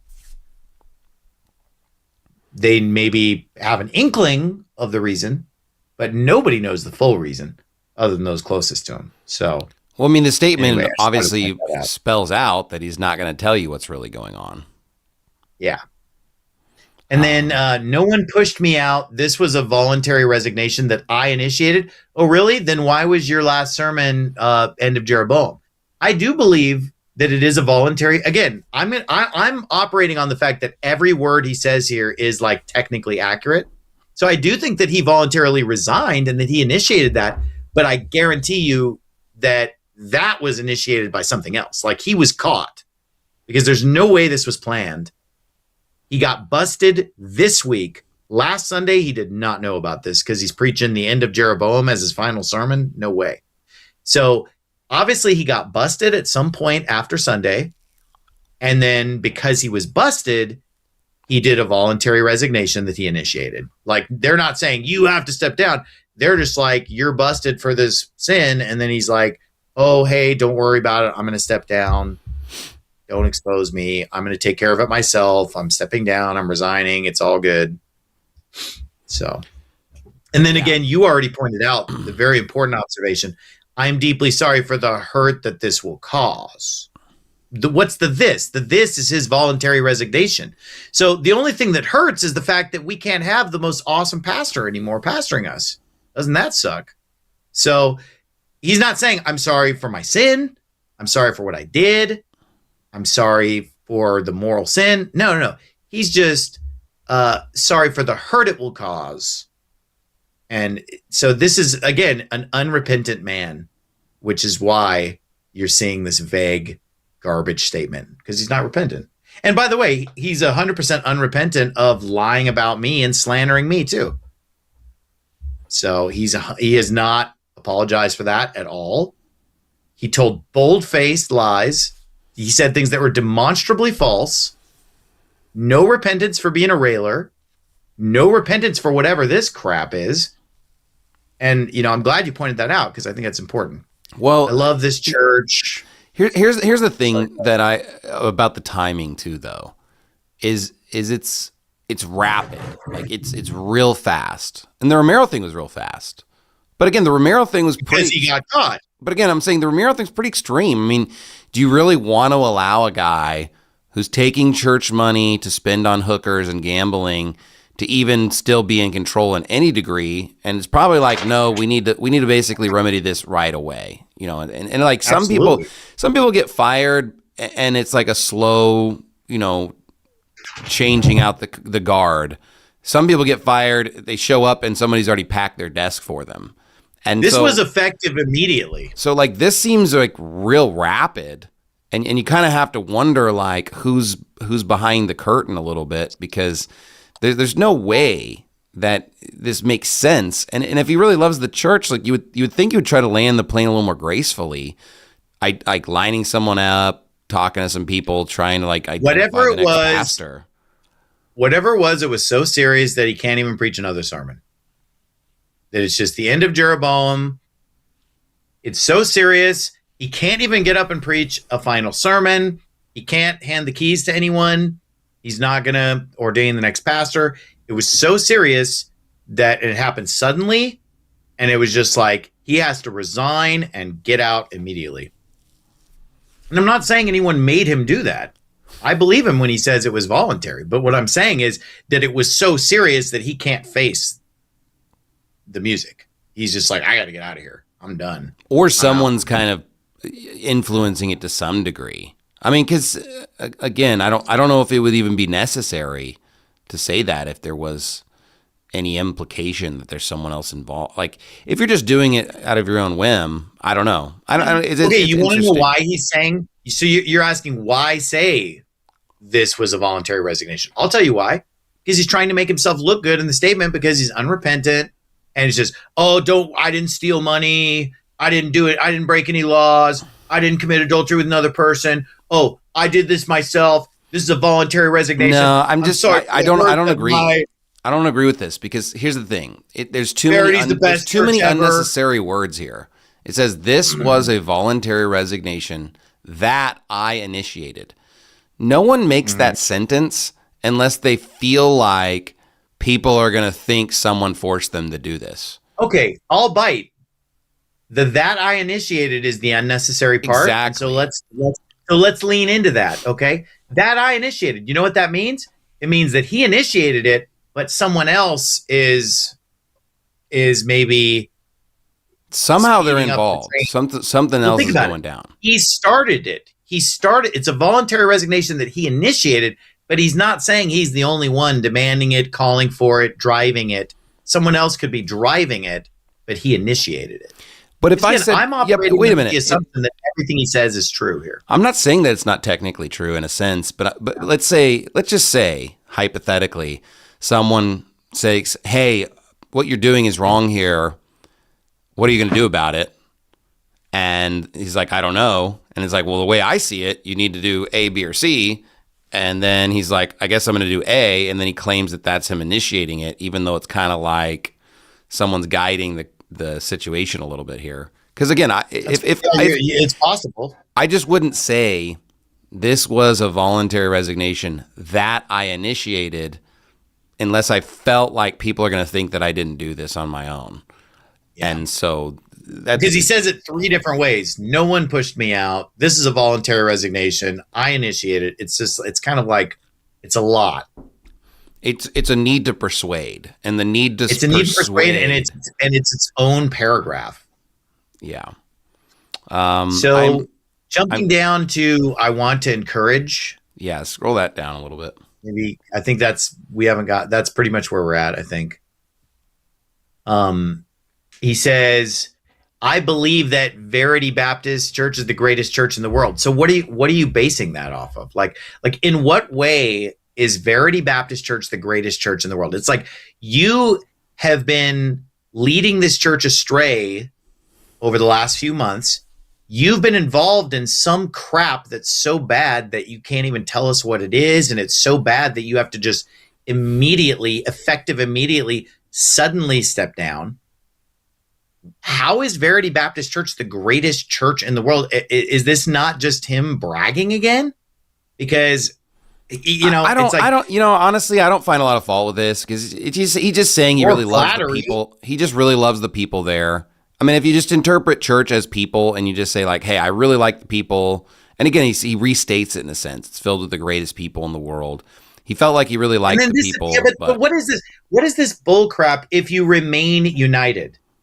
Everybody knows that Verity is not united.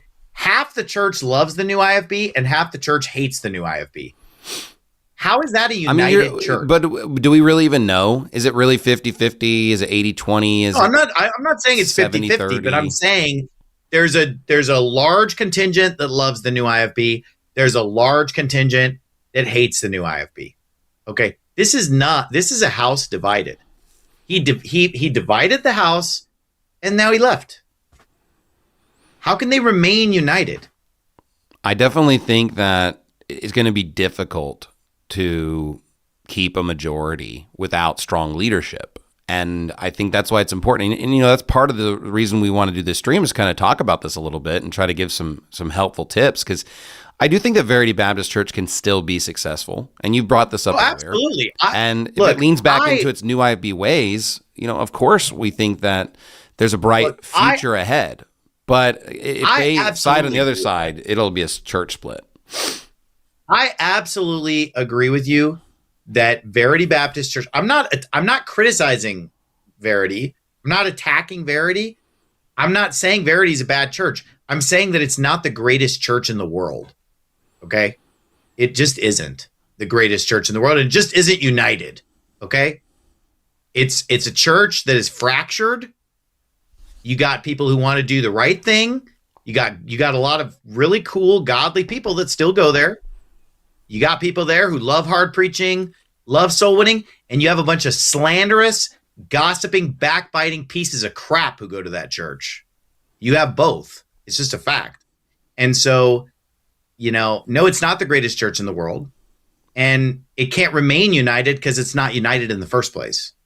Because he split the church by starting the church one way, preaching hard, new IFB, taking the hard stands, going against the culture. And then he just all of a sudden just started preaching all these super watered down sermons, compromising with feminism, attacking the new IFB for no reason, hating on hard preaching and the new IFB. He totally changed the church from what it used to be. It used to be a barnstorming, hell-raising, fire and damnation kind of a church, red hot preaching conference and whatever. And then he switched it to just all this vanilla preaching and all this stuff because there's a faction in the church that is a wicked faction, and it's just that simple. Okay. And so I just think that in order for Verity to succeed, there's one path forward. I want to be clear on this. Okay. There is one path forward for Verity to not only survive, but to thrive. And that is for them to get back to the first love, do the first works, to go back to the way that they used to be. Okay. This church was founded a certain way. This church was operated a certain way for 12, 13 years. Okay. That's what they need to go back to. You stay great the way that you became great. Okay. And Verity Baptist Church was an awesome church. They were a great church, but they're not right now. They're just not the greatest church in the world. They're not even a great church right now. I don't even know if they're even a good church right now. Okay. They're certainly not great, and they're certainly not the greatest, but I think that they were in the past one of the greatest churches and a great church and doing great things, but they're not anymore. They've been going down a stupid path and they've been in decline. And you know what? I guarantee you there's people that are offended by me saying this and it hurts their feelings. Well, you know what? I'm going to go ahead and hurt your feelings right now because you know what? The people of Verity need to hear some tough love right now. They don't need this bullcrap statement. You know what?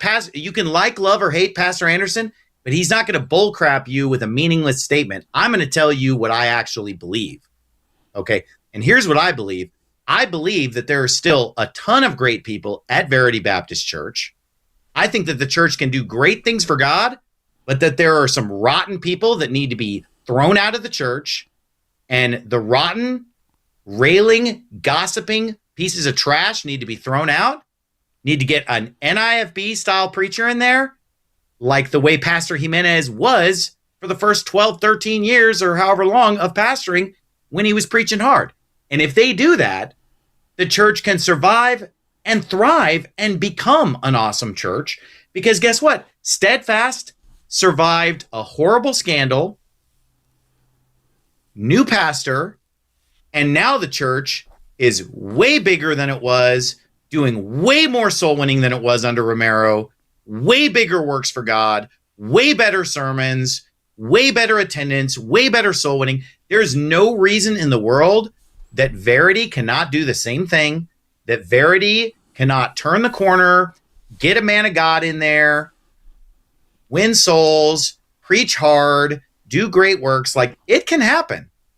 And I think that the sky's the limit for what they could do. And I think that there are a lot of awesome people at Verity. Okay. But here's the thing. When you took over Steadfast, there were some rotten people that had to be kicked to the curb. Am I right about that, Pastor Shelley? Did you have to get rid of a few people? Well, and again, we're not talking in theory here. We've been through this.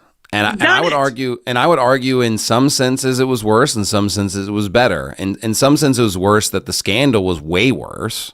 The controversy no, you don't know was that the way scandal was worse because you don't even know what this scandal even is. None of us knows. So we don't know if it was better or worse. I would say it seems safe to assume it was probably worse for Steadfast, considering what we know about Romero. That's fair. And so, at least publicly it was worse for sure at this point in time. Right. And when we talk about, certain elements in the church, there was wicked elements that were manifesting themselves, obviously. Fannin was trying to do all kinds of weird stuff. And I publicly said that I was going to fire Fannin before I even became leader of that church or pastor of that church. And I said, hey, if there's any tables in there that need to be flipped over, I'm going to flip them over. And of course, the Bible describes pastors as being gifts given unto church. And, I was saying, hey, me wanting to take over this church is, like a gift to this church because, frankly speaking, Verity Baptist Church needs a gift. They need a new pastor. They need a new leader. And whoever's going to take on that situation is going to be a blessing unto them. If, it's the right person, obviously. But I'm just saying a good person coming in to help take on, this challenge, because taking over a church is hard, period. Let alone when the pastor steps down quickly like this, or there's any kind of scandal, or there's any negative publicity. Of course, Verity Baptist Church has been, like you said, in the decline. So that's going to be difficult to right the ship. And again, Pastor Jimenez was a great preacher with a great program with all kinds of stuff. So filling his shoes, and at least the expectation and the legacy that he had, is going to be very difficult for anyone, because he was a great preacher in the past and did a lot of great works. And the church has had very large attendances in the past. They've had large conferences. So obviously there's a lot of heritage, a lot of history, a lot of legacy. You're coming in at a difficult time. There's going to be controversy. Some people have to be dealt with very, very strictly, very firm, tough love, and the unrepentant need to be discarded. And there could be several people in the church that need to be dealt with very, in a difficult, firm manner. It doesn't mean they can't repent or get right if they, I guess, were willing. But oftentimes, of course, these people, anybody can repent and get right. Yeah. Oftentimes, some of these people are just wicked to the core. And so you're going to have to realize they just need to be discarded. And sometimes you're going to shrink in the short term. Anyone who's saved can get right. Yeah. I'm just saying, you can have a church shrink in the short term, and it's still going to be a blessing in the long term. Steadfast Baptist Church had a split in Jacksonville. Steadfast Baptist Church lost a lot of people, and a lot of people were thrown out in the early stages. And we didn't necessarily grow initially, but over the period of time, we did start to grow, and we did start to have more people being joined to the church. And I think the most important element to think about is just the soul winning output. Steadfast Baptist Church really worked hard to put out great numbers and to do a lot of soul winning and make that the priority. And, that's what Verity needs, something to rally around. They need to rally around a new leader, around soul winning, around the things that matter. And the people that are just going to be a distraction to that, causing problems, 1 Corinthians 5 issues, railers, these people have to just be discarded, because they're not adding to the war effort of actually getting people saved, doing the real work of the Lord. And sometimes you have to just purge yourself so that you can bring forth more fruit. You get rid of 5 people so you don't lose 50 people later. Absolutely. It's that simple. Like you get rid of the cancer so you don't lose the whole arm. You cut off a little piece of skin cancer so you don't, destroy the whole body. And look, the facts are facts. Numbers don't lie. The facts don't lie. The church has been in decline for the last year and a half. It's that simple. Okay? The churches that are in the new IFB that sided with authority, that sided with the Bible, that sided with what's right, guess what? They're all growing. They're all thriving. They all had record-breaking years, good years. And you know what? The churches that sided with rebellion, sided with wickedness, chose the slandering, railing, wussified, lesbian-style marriage, feminist crap, okay? You know what? Those people are all declining. And you know what? I'm not going to lie to the people of Verity, because the only way that Verity, and look, I'm optimistic. I do think there's a very good chance that Verity could bounce back from this and be awesome and get a great pastor in there. But you know what? They're going to have to look in the mirror and ask yourself, Do you think that the church has been going the right direction for the last year and a half? Because you know what? If you're at Verity right now and you think that the church has been going the right direction for the last year and a half, you are doomed. You will fail. Mark my words. Put a fork in it. It's done. Because you know what? The church has been going a bad direction for the last year and a half, which is why it's declining, which is why the attendances have been going down. Hey, they had like 400 some people on Easter of 2024. Where are those numbers at? It's been in a decline of people. The preaching has declined. The doctrine has declined. If you're at Verity, mark my words, and you like the direction the church has been going for the last year and a half, then you like failure and just get ready to fail, lose the building, and decline, cease to exist, or maybe just downsize royally. But if you realize, wait a minute, Pastor Jimenez was leading the church wrong for the last year and a half because he was sinning in the background. He had some serious, grievous sin in his life. That's why he was exercising poor judgment. That's why his sermons started to suck. And, I'm not the one saying this. Tons of people independently are like, wow, Pastor Jimenez's sermons aren't the same. They've started to suck. Why? Because they're not spirit-filled. That's why. And when you're not preaching spirit-filled sermons, yeah, of course, Pastor Jimenez has been an eloquent speaker all throughout 2025 because he just has natural speaking ability. But you know what? You can't fake the Spirit of God. The sermons were not spirit-filled. The sermons sucked. The church was going a bad direction. And if Verity can just recognize, hey, you know what? We've been going a bad direction because our pastor got into sin and he was clouded in his judgment. Let's rewind the tape. Let's rewind back to 2022 or 2023, or we don't know when the train went off the track in Pastor Jimenez's life. We don't know what year it was. We don't know because we don't even know what the heck it was. But we know that by fall of 2024, he was totally immoral because he has no problem lying, slandering, changing doctrine, doing all this stuff. So, here's the choice that Verity has. Do you want to go back to your NIFB roots and become an awesome NIFB church again? Or do you want to keep on being a sucky ex-NIFB hater church? Well, then why don't you just install Pozarski right now if you want to suck? If you want your church to suck, then just ordain Pastor Pozarski. Problem solved. You have a sucky pastor. He's perfect at running churches into the ground, destroying their attendance. He believes in geocentricity. I mean, it's just like he's perfect to destroy the church. If you want to continue being a feminized, wussified, lame church, then that's the route you want to go. But if you want to succeed, you need a hair-legged NIFB type guy. And here's the thing. I don't think there's anybody at Verity right now who's capable of doing what needs to be done right now. Because I'm sorry, I don't have confidence in whoever's running things down there right now. Because putting out this dumb statement, and then Sunday is just radio silence on Sunday morning, radio silence on Sunday night. They need to be sending a clear message to the world. Hey, God's still on the throne. We're still serving God down here. Come on down on Sunday morning. We're going to hear a great sermon from Oliver Gonzalez. He's preaching on X, Y, and Z. We're still winning souls. We got 2 people saved yesterday. That's the kind of stuff they should be doing. And they should be sending a message of what their vision is, what their mission is, what their game plan is, instead of just this vague bullcrap vague bullcrap statement, and then just let that float, radio silence. Get your crap together, folks. And look, you know what they need? They need someone else to step in and be a leader and counsel them through this.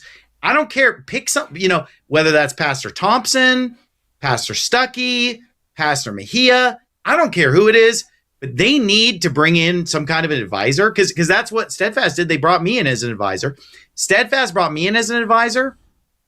And I basically led the church to getting a new pastor right away and fix things. And the rest is history. And guess what? You know what the proof is that we handled that right is that Steadfast is one of the greatest churches ever and is packed with people and winning souls and doing the greatest works for God.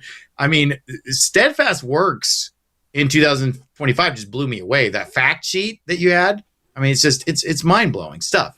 Okay. Yeah, God So greatly apparently blessed. God greatly blessed our church, and Yeah. you know, and any situation where there's controversy or people are trying to decide which way they want to go, you know, we're going to see God's hand and confirmation on that. And I, you know, when this first drama happened, like in 2024, you know, I made a video initially responding about it. And, you know, at the end of the video, I said, look, no matter what we do, God's in control here. And God is going to obviously show us who's right and wrong in this situation. And when you see one side just pretty much by and large, just taking, you know, soul winning trips and missions trips and emphasizing evangelism and preaching the same doctrines that they've had all the time. And then the other side is not having major soul winning pushes, is shrinking in attendance, changing doctrine. Many of them quit, changing their name, getting, you know, all kinds of crazy stuff happening. Like, how do you not interpret these things as showing, you know, God helping you, God showing you the rod that's budding and the rod that's not budding? And again, if God was so displeased with, you know, our decisions in Steadfast, then why has God obviously budded the Steadfast rod consistently, in the sense that we've had so many good people come, so many soul winning, so many, you know, positive events. And of course, God just seems to continue to get us through many difficulties, many adversities. Obviously, it would have been so easy for us to fail with some of the adversities that we went through. It's obvious that God has delivered us through that, and we don't want to take away the recognition or the credit that God had in these decisions. And one of the things that you said in this transition that I think was important, and I'm not saying that this has to be the case, but I do think it's something to consider, is you brought up the idea of, hey, this has been kind of an issue where the pastor's been in sin for a while, there's been problems, it's been going in kind of a weird direction, that you probably need an outsider. You need someone to just come in that's just going to basically do what's right and not going to be affected by, you know, poor judgment of a who's who, respecter of persons, being warped in their ideas. It's just someone's coming in with a fresh perspective. And, you know, I think that could be really valuable to Verity if they would allow someone that's been a little bit on the outside. And I'm not saying, like, I agree with your point. Like, if they want to appoint an initial advisor, a pastor to advise them, I think that's a great idea. Pastor Thompson, Pastor Stuckey, at least these two guys were the success. Like. You know, I'm not, hey, obviously they don't want me to come in there. You know, I mean, you would be a good person to help them, even though they probably wouldn't want it. Oh, obviously, we both know that I would go in and I would fix things. I would have that church, you know, rocking and rolling within a few weeks. We'd be running 200. Well, we never missed a beat at Steadfast. We didn't miss a service. We didn't stop live streaming. Yeah. We didn't stop anything. But I'll tell you right now, though, like, it doesn't have to be someone as, you know, someone like me that they probably have a lot of bitterness toward. And you know what? Because I'm hurting their feelings by telling them the truth. Okay. Yeah. You know, but then pick who you want. Then pick someone else. Aaron Thompson, Matthew Stuckey. Okay. Even Bruce Pastor Mejia. Pastor Mejia was a good idea of asking someone to help. I don't know if these men would, but if they would, I don't even know if they'd even be willing to help. They should be begging them to help, though. Yeah. Because look, let me just say this. I love Brother Oliver Gonzalez. Amen. And I think that Brother Oliver Gonzalez is a great guy, and I have nothing negative to say about him because, you know, I mean, I even named my most recent kid Oliver. And so if I disliked Oliver, I never would have named my kid Oliver. You know what I mean? Because you never like names of people that you dislike. And he's the only Oliver that you know, that I really know. And so I like Oliver. I've always liked Oliver. I think he's a great guy. But unfortunately, I just don't know. I just don't think he has that dog in him. You know, I just don't know if he is really ready to crack the skulls that need to be cracked. You know, I don't know if he's ready to take over and be. I don't think he necessarily wants to be the pastor, because I'm sure if he wanted to be the pastor, you know, he could be. But I think he's a great second man. I think he's a great assistant. And you know, like I said, I like him personally, but you know, I don't know if he is ready to do what needs to be done, because there Well, needs it's to going to be. be it's difficult serious to go from that position to the other. Even if he does want to pastor that church, it's kind of a crappy handoff. I would support him if that's what he wanted to do. I like Oliver, Would I? but it may not be the best option in the sense that, again, some outsider or somebody that's less influenced by this could maybe right the ship a little bit. They need to become a new IFB church, even if they aren't our best friend, because that's what the church is. It's a soul winning church, hard preaching. It's like King James. What if only. Popeye's Chicken? If Popeye's Chicken, wants to rebrand and succeed and move forward, are they going to do that by becoming a cheeseburger restaurant or by selling corn dogs? It's like, you've got to stay with what you did to get here. You stay great the way you became great. Okay, they became great with hard preaching, NIFB style church. They declined over the last year and a half because they got away from that. If they get back to that, yeah, we got a lot of super chats. I'm gonna read through some of these real quick. Mr. Cass is saying, is there any church recommendation for North California? Fellow round table pizza enjoyer. Well, I see that you also are a man of culture, Mr. Cask. So I would say that I would absolutely recommend Pioneer Baptist Church in, I think it's in Carmichael technically, but it's in the Sacramento area. Pastor Kyle Conley and Pioneer Baptist Church, a big church. They run like over 400 on Sunday morning. And very traditional music, King James Bible. The pastor seems like a really great guy. And get this, they're post-trib, pre-wrath, and they're anti-Zionist. Wow. So, I mean, what else can you ask for? And that's right in Sacramento. And so I do highly recommend Pioneer Baptist, Pastor Kyle Conley. They have soul winning. And here's the thing, Verity has been demonizing and talking crap about Pioneer for years. And it's not cool. I told Pastor Jimenez for years, hey, you should reach out to Pastor Kyle Conley. You should be his friend. He seems like a good guy. But Pastor Jimenez just has always hated him and demonized him. And so a lot of people at Verity just like hate that church. But honestly, it's irrational. I have family members who've gone there for like 9 years. And they love it. And whenever my kids have gone there, like my younger kids have gone there, they always liked it and they enjoy it. And they have nothing but positive things to say about it. And so, yeah. And then, and then there's another church in the area that I don't know as much about, but it's a smaller church where my dad goes. It's called Grace Baptist in Fair Oaks, Pastor Charles Carter. But yeah, I mean, yeah, so there definitely are. Pioneer's a recommendation. Let's go to the next super chat here. And I mean, and Regency Baptist is actually still Let's around. go to the next one. Regency Baptist is actually still around, but they're old IFB. Obviously, they're going to be like pro-Israel and pre-trib and stuff like that. But I don't think it's a bad church. I mean, I think there's a lot of good people that go there. They're soul winning and stuff. Like, I think Regency is an option. But again, hopefully people can just stay at Verity, and hopefully Verity can just become awesome again. Like, yeah, they get a new IFB guy or come to our side again. We'll just recommend Verity. So salvation through faith. I'm for Pioneer. Okay. Yeah. But I would love to recommend Verity, to be honest. Right. Salvation through faith said to get to the true meaning of his resignation, you need to go back to the Greek.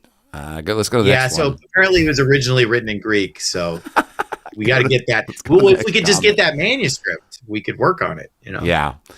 Miss Cooper said, "What do you think there is a correlation between Pastor Jimenez's strict breastfeeding rules and Donnie Romero's, given all the sexual sin that was exposed to Romero?"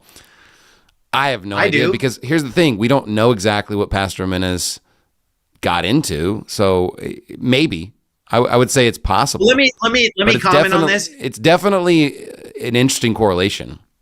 It's pretty ironic when you have these people that are just really over the top on modesty. I'm for modest apparel, but we all know it can go too far, because all we have to do is look at these Muslim women in a ninja suit and you can see how modesty can go too far. Okay. And so it is interesting that when you have just this over the top modesty, over the top strict about those kind of things, and then there's sexual sin going on in the background. It's kind of ironic. It's like, what the heck, Yeah. like this doctrine that says that it's a sin for a man to take his shirt off, because that's another thing that you saw with Romero and Jimenez both. Like, I don't know if Jimenez preached that, but he definitely never took his shirt off, because like we'd go to all these places, go swimming and stuff like that, and they were always just like super strict on clothing standards. And I'm for having clothing standards, and I believe in the clothing standards, and I believe in modesty. I don't want people to get me wrong. I'm not into being permissive either. But it is interesting when you have this kind of radical emphasis on, breastfeeding in public is bad, and you don't take your shirt off to go swimming as a man, and all this crap. Then it's kind of like, well, and then wow, what the heck are you into, bro? Well, like, and I'm not saying Fannin said elbows was nakedness, so that was a big point of contention. But yeah, it's definitely it could. There's something there potentially. I don't want to read this guy's wait, this is a different person. Sorry. Hope Estrada said, although rare people can develop addiction even at that age, like prescription medication after surgery or medical treatments, but the breadcrumbs lead to some sort of marital betrayal. Yeah, again, I don't think it's a drug-related issue, but let's keep going. No, but she is making a good point that people can get into addictions later in life. Oh, yeah. I was just saying it's unlikely with drugs, but she does make a good point that if you have a surgery and you get put on those prescription pills, that's a slippery slope. You got to be real careful with that. I was given hardcore narcotics one time. I had dry socket, and I was given an oxycodone prescription. I took it for 5 days, cycled it with ibuprofen, max dose of ibuprofen, Tylenol, and oxycodone. And I was only on it for 5 days. I didn't experience any high or euphoria whatsoever. I've never experienced any high or euphoria from any prescription drug, or any drug for that, because I've never taken drugs or drunk or anything. But like, I got off the prescription after 5 days, and I still had withdrawals where my body was like screaming in pain just from not getting the oxycodone after only taking it for 5 days. So I can see how people can develop those addictions. So, for those watching at home, be super careful. If you're issued any kind of a narcotic prescription, opioids, be real careful that you get off them ASAP and don't fall down that, don't go off that Man, cliff. you really gave this dollar comments a lot of airtime. Let's keep going. A Voice of the Wilderness 1611. Have either of you reached out to him personally, or is that bridge burned for good? Well, here's the thing. He said that I was a weasel with low character and he had no respect for me. It's kind of hard for me to want to like extend the olive branch, I guess. But why would we hold on? Why would he reach? Why would we reach out to him? He's not the pastor anymore. He's out of the game. He's out. What, just to help him? He's unrepentant. How can we help him when he's unrepentant? Read the statement. He is total. We already pointed it out. We went through the statement. He is unrepentant. He's involved in serious sin. He's unrepentant of railing. What does the Bible say to do with railers, Pastor Shelley? Does it say that we should reach out to railers personally? Or does it say that we should have no company with them, no fellowship with them, with such a one, no, not I gave him a public challenge, and I tried to get him the opportunity to defend the comments he made against us, and he did not respond. So, it's not like I haven't been an open book over here, and it's not like I wouldn't take a call or a text message from him or help someone that wants help. Well, I wouldn't take a call from him. He's shown no, no repentance, like you said. He's shown no friendliness, and so at the end of the day, like, yeah, I don't think that we always have to reach out to people. And again, whether you have a different opinion, I don't really care. I'm just saying, like, in general, there's no obligation here for us to quote reach out to him. That's for. Well, guess what? I don't take calls. I don't take calls from 1 Corinthians 5 people. I don't take calls from people who are called a brother that are fornicators, drunkards, railers, revilers, extortioners, covetous. I don't take a call from those people because the Bible commands me not to have fellowship with those people. And so Pastor Jimenez is an unrepentant railer, and he's unrepentant of whatever the hell this is. Why would I fellowship with someone like that? Why would anyone fellowship with someone like that? You know what he needs to do is he needs to get right with God.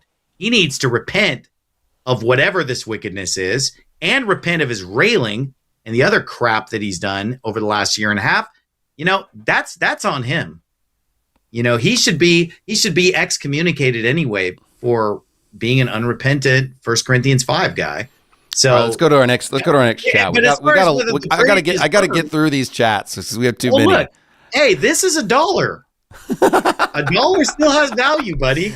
We Let me tell you something. Listen to me. Is the bridge burned? Hey, anybody who repents, anybody who gets right with God will be forgiven. Period. Yeah. All right, let's keep going. Dawn Music coming soon. After much prayer and consideration, Kimmy Gessler is now the next pastor. Well, that's whatever. What do you mean the next pastor? I don't know. Pastor Shelley is casting a lot of stones for someone who single-handedly destroyed the Red Hot Preaching Conference like Godzilla with laser eyes, just obliterated a great conference out of his disdain for obese Indians. I don't even know how to comment on that. Let's keep going. That was a great comment. Pozarski could do a great geocentric redesign of the iconic globe graphic behind Verity's pulpit. Well, he definitely wouldn't have it spinning. Let's keep going.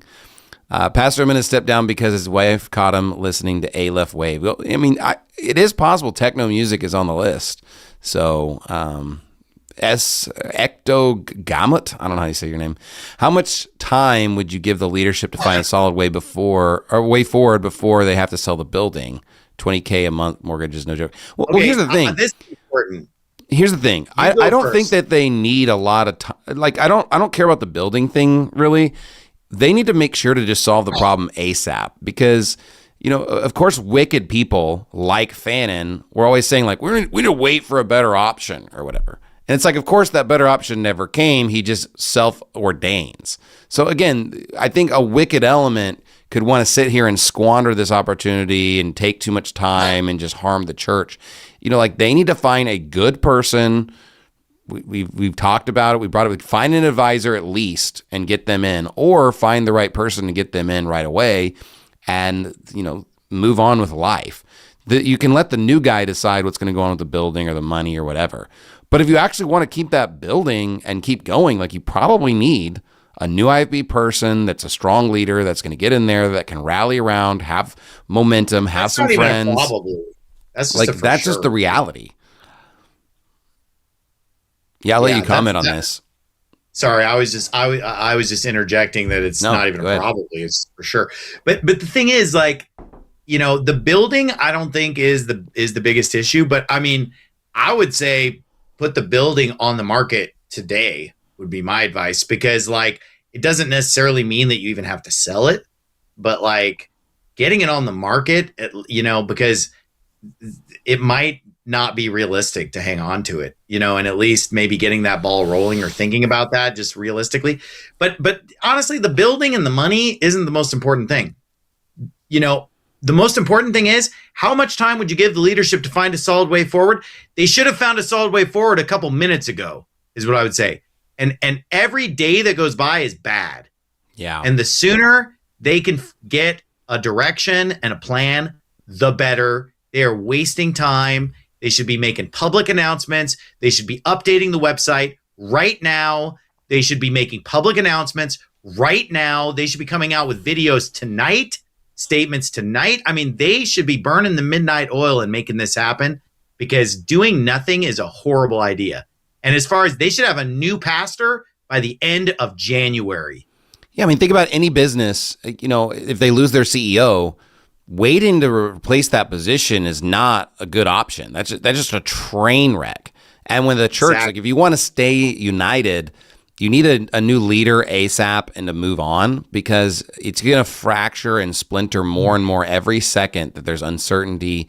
People are going to lose confidence fast, and it's just not going to be a good situation. Well, I want to revise what I said.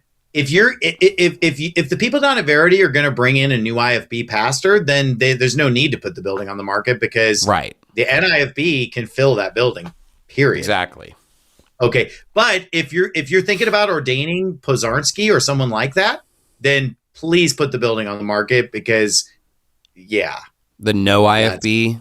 If you go to the no IFB crowd, which is what they've self-labeled, I don't know who's their marketing genius. They literally call themselves the NOIFB, the no IFB, the new old IFB.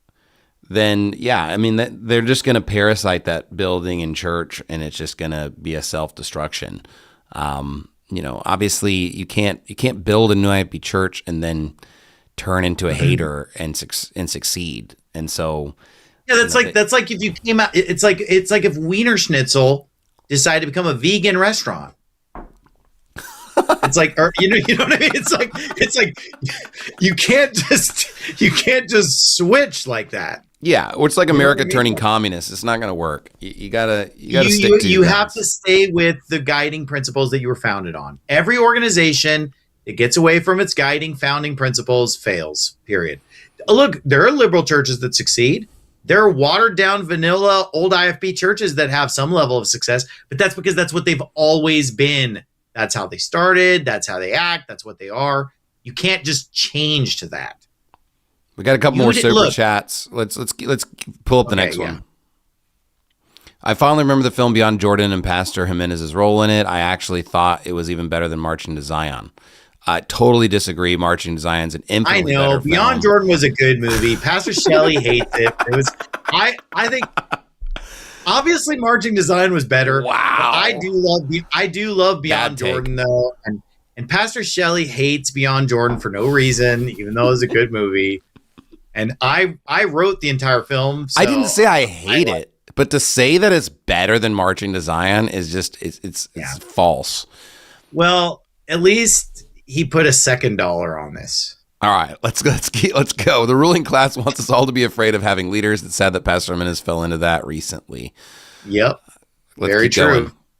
Don't let your grandma see this stream. It is dangerous. Let's keep going. Yep. All right, I think we got through our super chats. See, you were rushing us, and we had more time. No, well, we can talk about other things. Again, I think what's important is to remind people that are watching this stream, and maybe people have been mad about this stream, is we genuinely do want Verity. Who's mad? I want to know what people are mad about. I want to know what people are mad about the stream. I have no idea. I'm just guessing. Why aren't they adding $1 if they're mad? Yeah. I think that, again, there could be some people that are just frustrated about the situation. And look, a lot of people are frustrated about the Steadfast situation. And, like you said to me earlier today, I think it was, that you kind of had to remind people hey, this is still the path forward. We need to move on. And look, church is bigger than a single person or just a pastor. It is a congregation of people, but the leadership is important. And so you need to fill that role, rally behind him, and focus on soul winning, focus on the hard preaching, bring back the Red Hot Preaching Conference, make Verity great again. And, at the end of the day, we're pro Verity. We just want to make sure that it's on the right path. If it's going down a bad path, why? If we actually loved Verity, we're not going to lie and say, oh, just bring in whoever, bring in Pastor Brzarski and it'll be great. Y'all are going to do awesome. You won't have any problems. No, it's just not a good solution for them. I know he's their guy, and I'm not against the idea of ordaining one of their guys, but why wouldn't you look at some of the successful guys that you've had come out of there? Would you bring in Joe Jones? I mean, come on. It makes sense to be okay, no.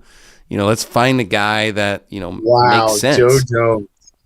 And look, Pastor Matthew Stuckey could probably be a great advisor. I mean, he's been very successful, started lots of churches, really smart guy. Pastor Thompson's planted tons of churches, been through lots of different things, really smart guy. If you want to bring in a bigger outsider, Pastor Bruce Mejia's pastoring a church in California, has that little bit of connection, loves Verity. I'm sure that could really help them if they needed someone to advise them. Absolutely. And again, we're not saying that these guys are going to move there or something. And none of them even expressed interest in this to us at all.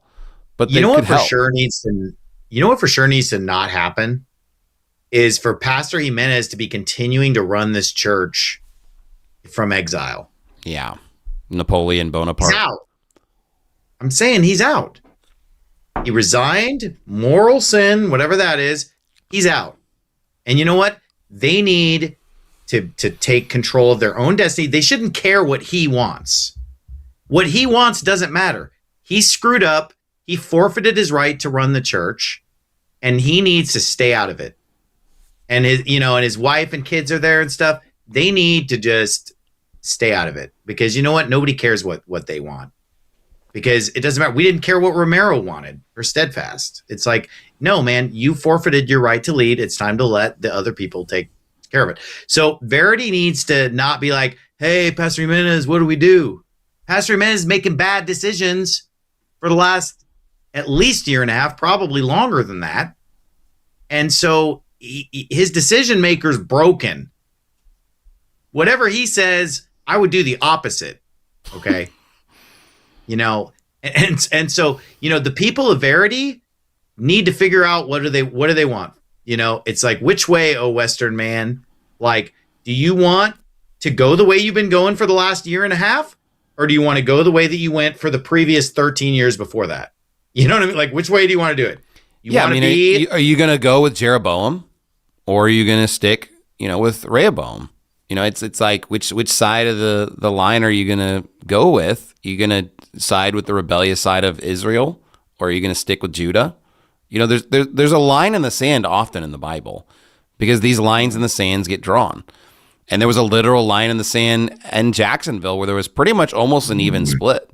Half went with Fannin, half stayed. And of course, you can't necessarily know the future, but what you can know is, hey, these people are siding with the Bible. They're siding with God. They have the same doctrine. It's like, that's the direction that you want to go. You don't want to follow a leader that's taken a 40-person church and ran it into like the ground, or ran it into 20 people or something, and think like, oh, well, if we give him a bigger church, he'll do better. Like, hey, maybe you should find a guy that took a 20-person church and turned it into 100, or find a guy that planted a church in the middle of, a foreign country and grown it to 100, or Pastor Bruce Mejia is just like super growing and exploding. I mean, First Works Baptist Church, when it was under your leadership, just as a church plant, just a satellite church, I mean, it was running very low numbers, very modest numbers initially, and now it's running almost 200 on a Sunday morning. It's exploding. It's doing great. I would say day one, we started with about 35, 40. Those are the type of numbers we were looking at. Now it's running like over 200. I mean, Pastor Mejia has blown up on social media and just reaching the masses, literally reaching millions of people with his message. But Pastor Mejia he's not interested in the job, of course. Yeah, I'm not saying taking that. over, because but you're talking about, I just want to clarify for the viewer at home, because I know you're not saying that. But I'm clarifying for the viewer at home, Pastor Mejia is not interested in this job at all, but he would definitely be willing to be an advisor to help lead in the short term. He loves Verity, and he's expressed a willingness to do that. And so, they have their pick of people. If they're smart, they'll go the new IFB route and get in a successful man of God, like Pastor Mejia, or I don't know Pastor Stuckey, what he thinks about any of this, but just, we don't care who it is. We're not trying to take over. The last thing I want to do is go anywhere right now, because I just got back from being out of town on a mission trip. I've been traveling. I don't even want to travel at all. I don't even want to go out there. But you know what? I want the church to thrive and succeed. And guess what? There are tons of options out there, to get somebody who's right with God, somebody who's new IFB, somebody who's like-minded to what the church is supposed to stand for, and lead them to make the right decision on which permanent pastor to install. And I think it can go either way at this point. I'm not making any predictions, because if it can either be awesome or it can go down the toilet at this point. I think this is the crossroads. This is the moment right now. We are like watching history in the making in real time. The decisions that are made over the next 7 days are going to determine whether this church goes down the toilet or whether this church can rally. Yeah, and I think it's definitely a crucial time. Hard things are going to, it's an important time. I don't want to go out there. I don't want to necessarily get involved, but I would be willing to give advice if they wanted, my opinion. I doubt they do. But again, I'm doing the stream because I just feel like at least we can put it out there try to encourage people to try and make the right decision. Obviously, I made a lot of videos. Somebody's got to say something. Yeah, I made a lot of because they're videos not about the Steadfast situation, and people got mad at me. Some people liked it. Some people got mad at me. It was a mixed opinion. But we see the haters. Well, where are they now? And where are the people that stuck with us? You know, it's funny. There was someone whose first service ever at Steadfast Baptist Church was the Wednesday night where Romero stepped down. That was they'd moved to Steadfast, and that was their first service. And they're still at the church today. And they stuck with it. And I mean, talk about uncertainty. Talk about a rude awakening. But here's the thing. God can work through these situations if you allow him. And so, again, leaning into what the scripture says, finding a guy that's zealous for soul winning, finding a guy that's been successful, finding a guy that actually cares. Again, Pastor Anderson, you helped plant Steadfast Baptist Church. You were a successful pastor. You loved this church. You knew a lot of people in it. So you coming in as an advisor makes perfect sense. Bringing in somebody that is not doing good, is running their church into the ground, is causing problems, was on the wrong side of this drama, and everyone on the other side of this drama has been proven to be just totally, out to lunch, changing doctrine, their church is shutting down, changing the names of their church, just like every bad thing you can basically dream up at this point. It's like, hey, maybe we're on the wrong side of history here and we have a chance to get back. Maybe we have a chance to right the ship. Maybe we have a chance to, get a new guy in here that's going to help us. And maybe this is a blessing in disguise. All things work together for good to them that love God, to them that are the called according to his purpose.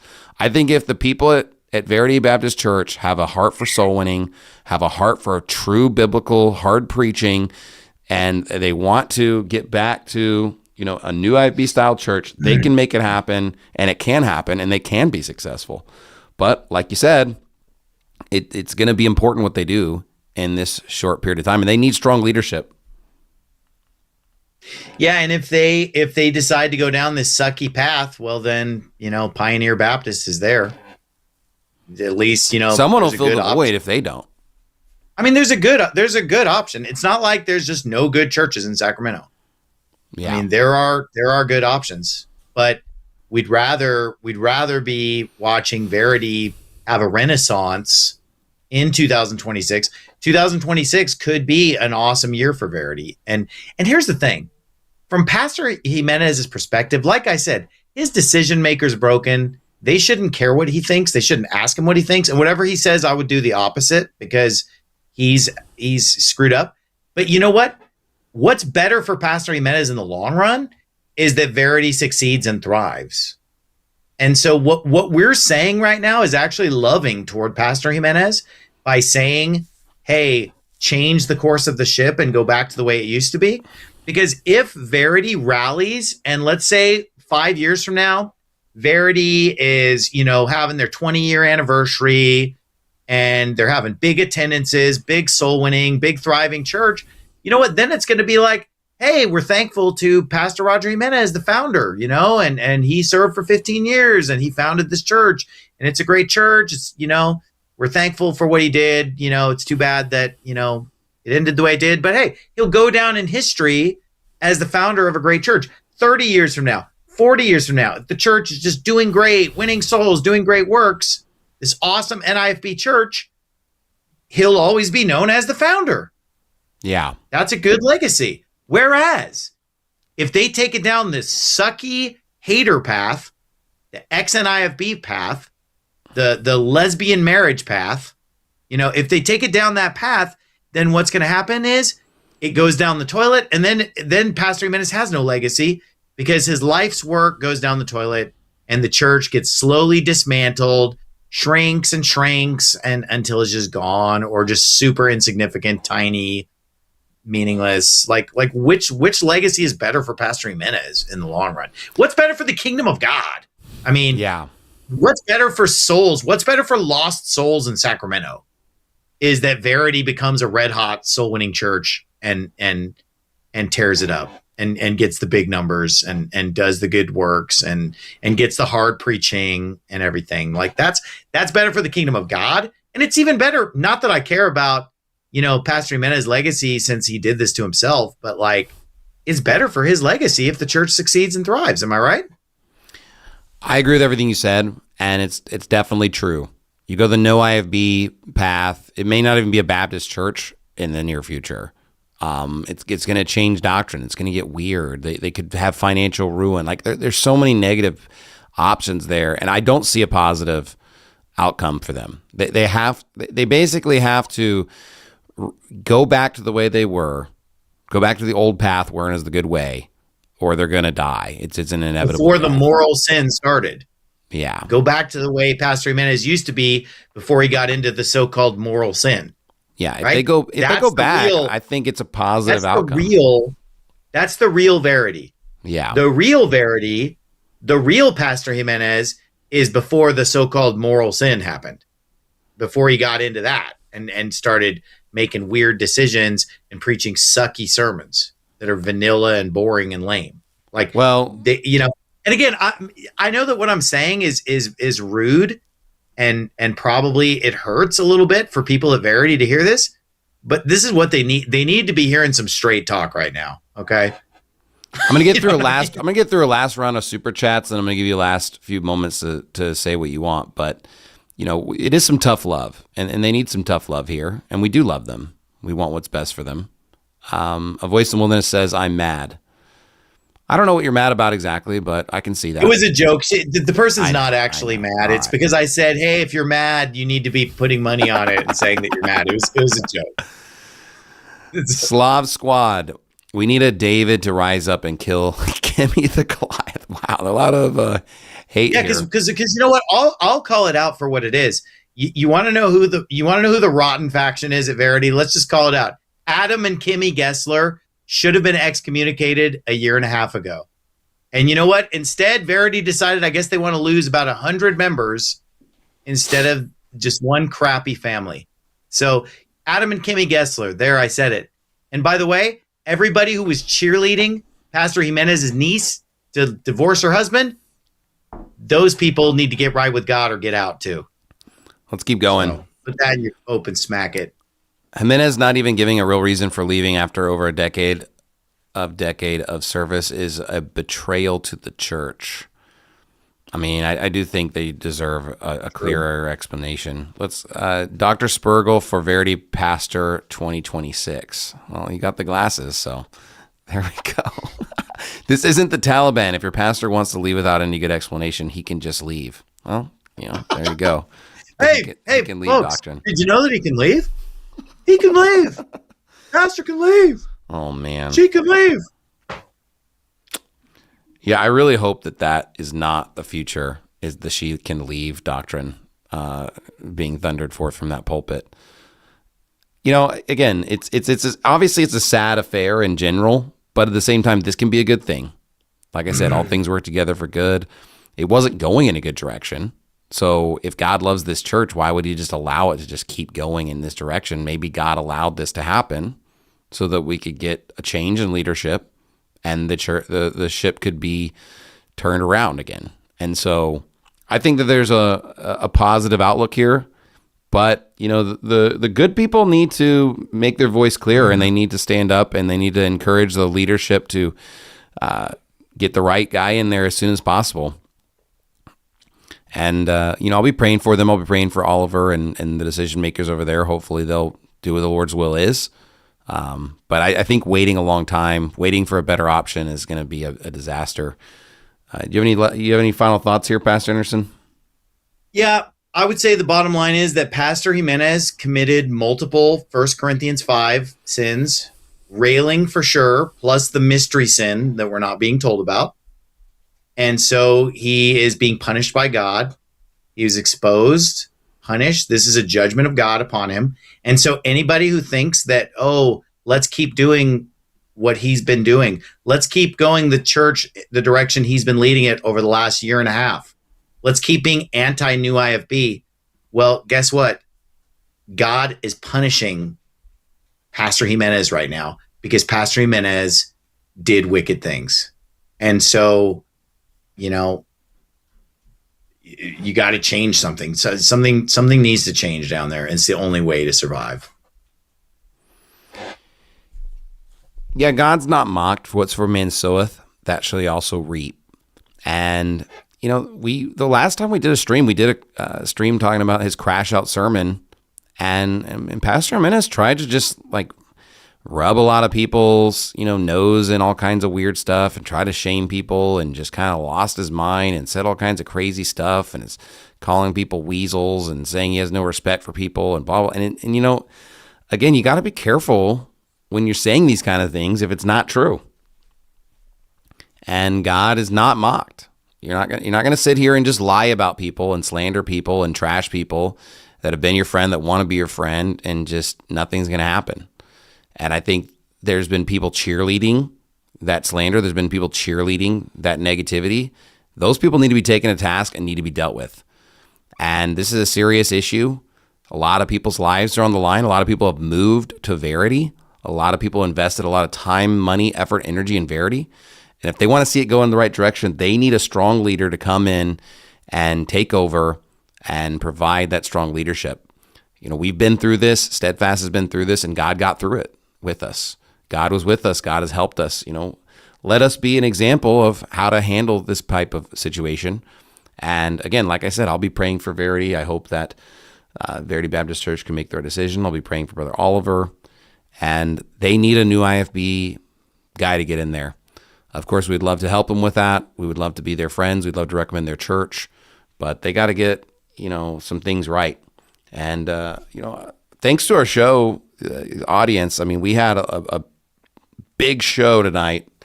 Well over 600 people in the live stream concurrently. Thousands of people watching the show. Tons of comments. Tons of super chats. Thanks to all of you. I have another show that's coming up at the end of the month.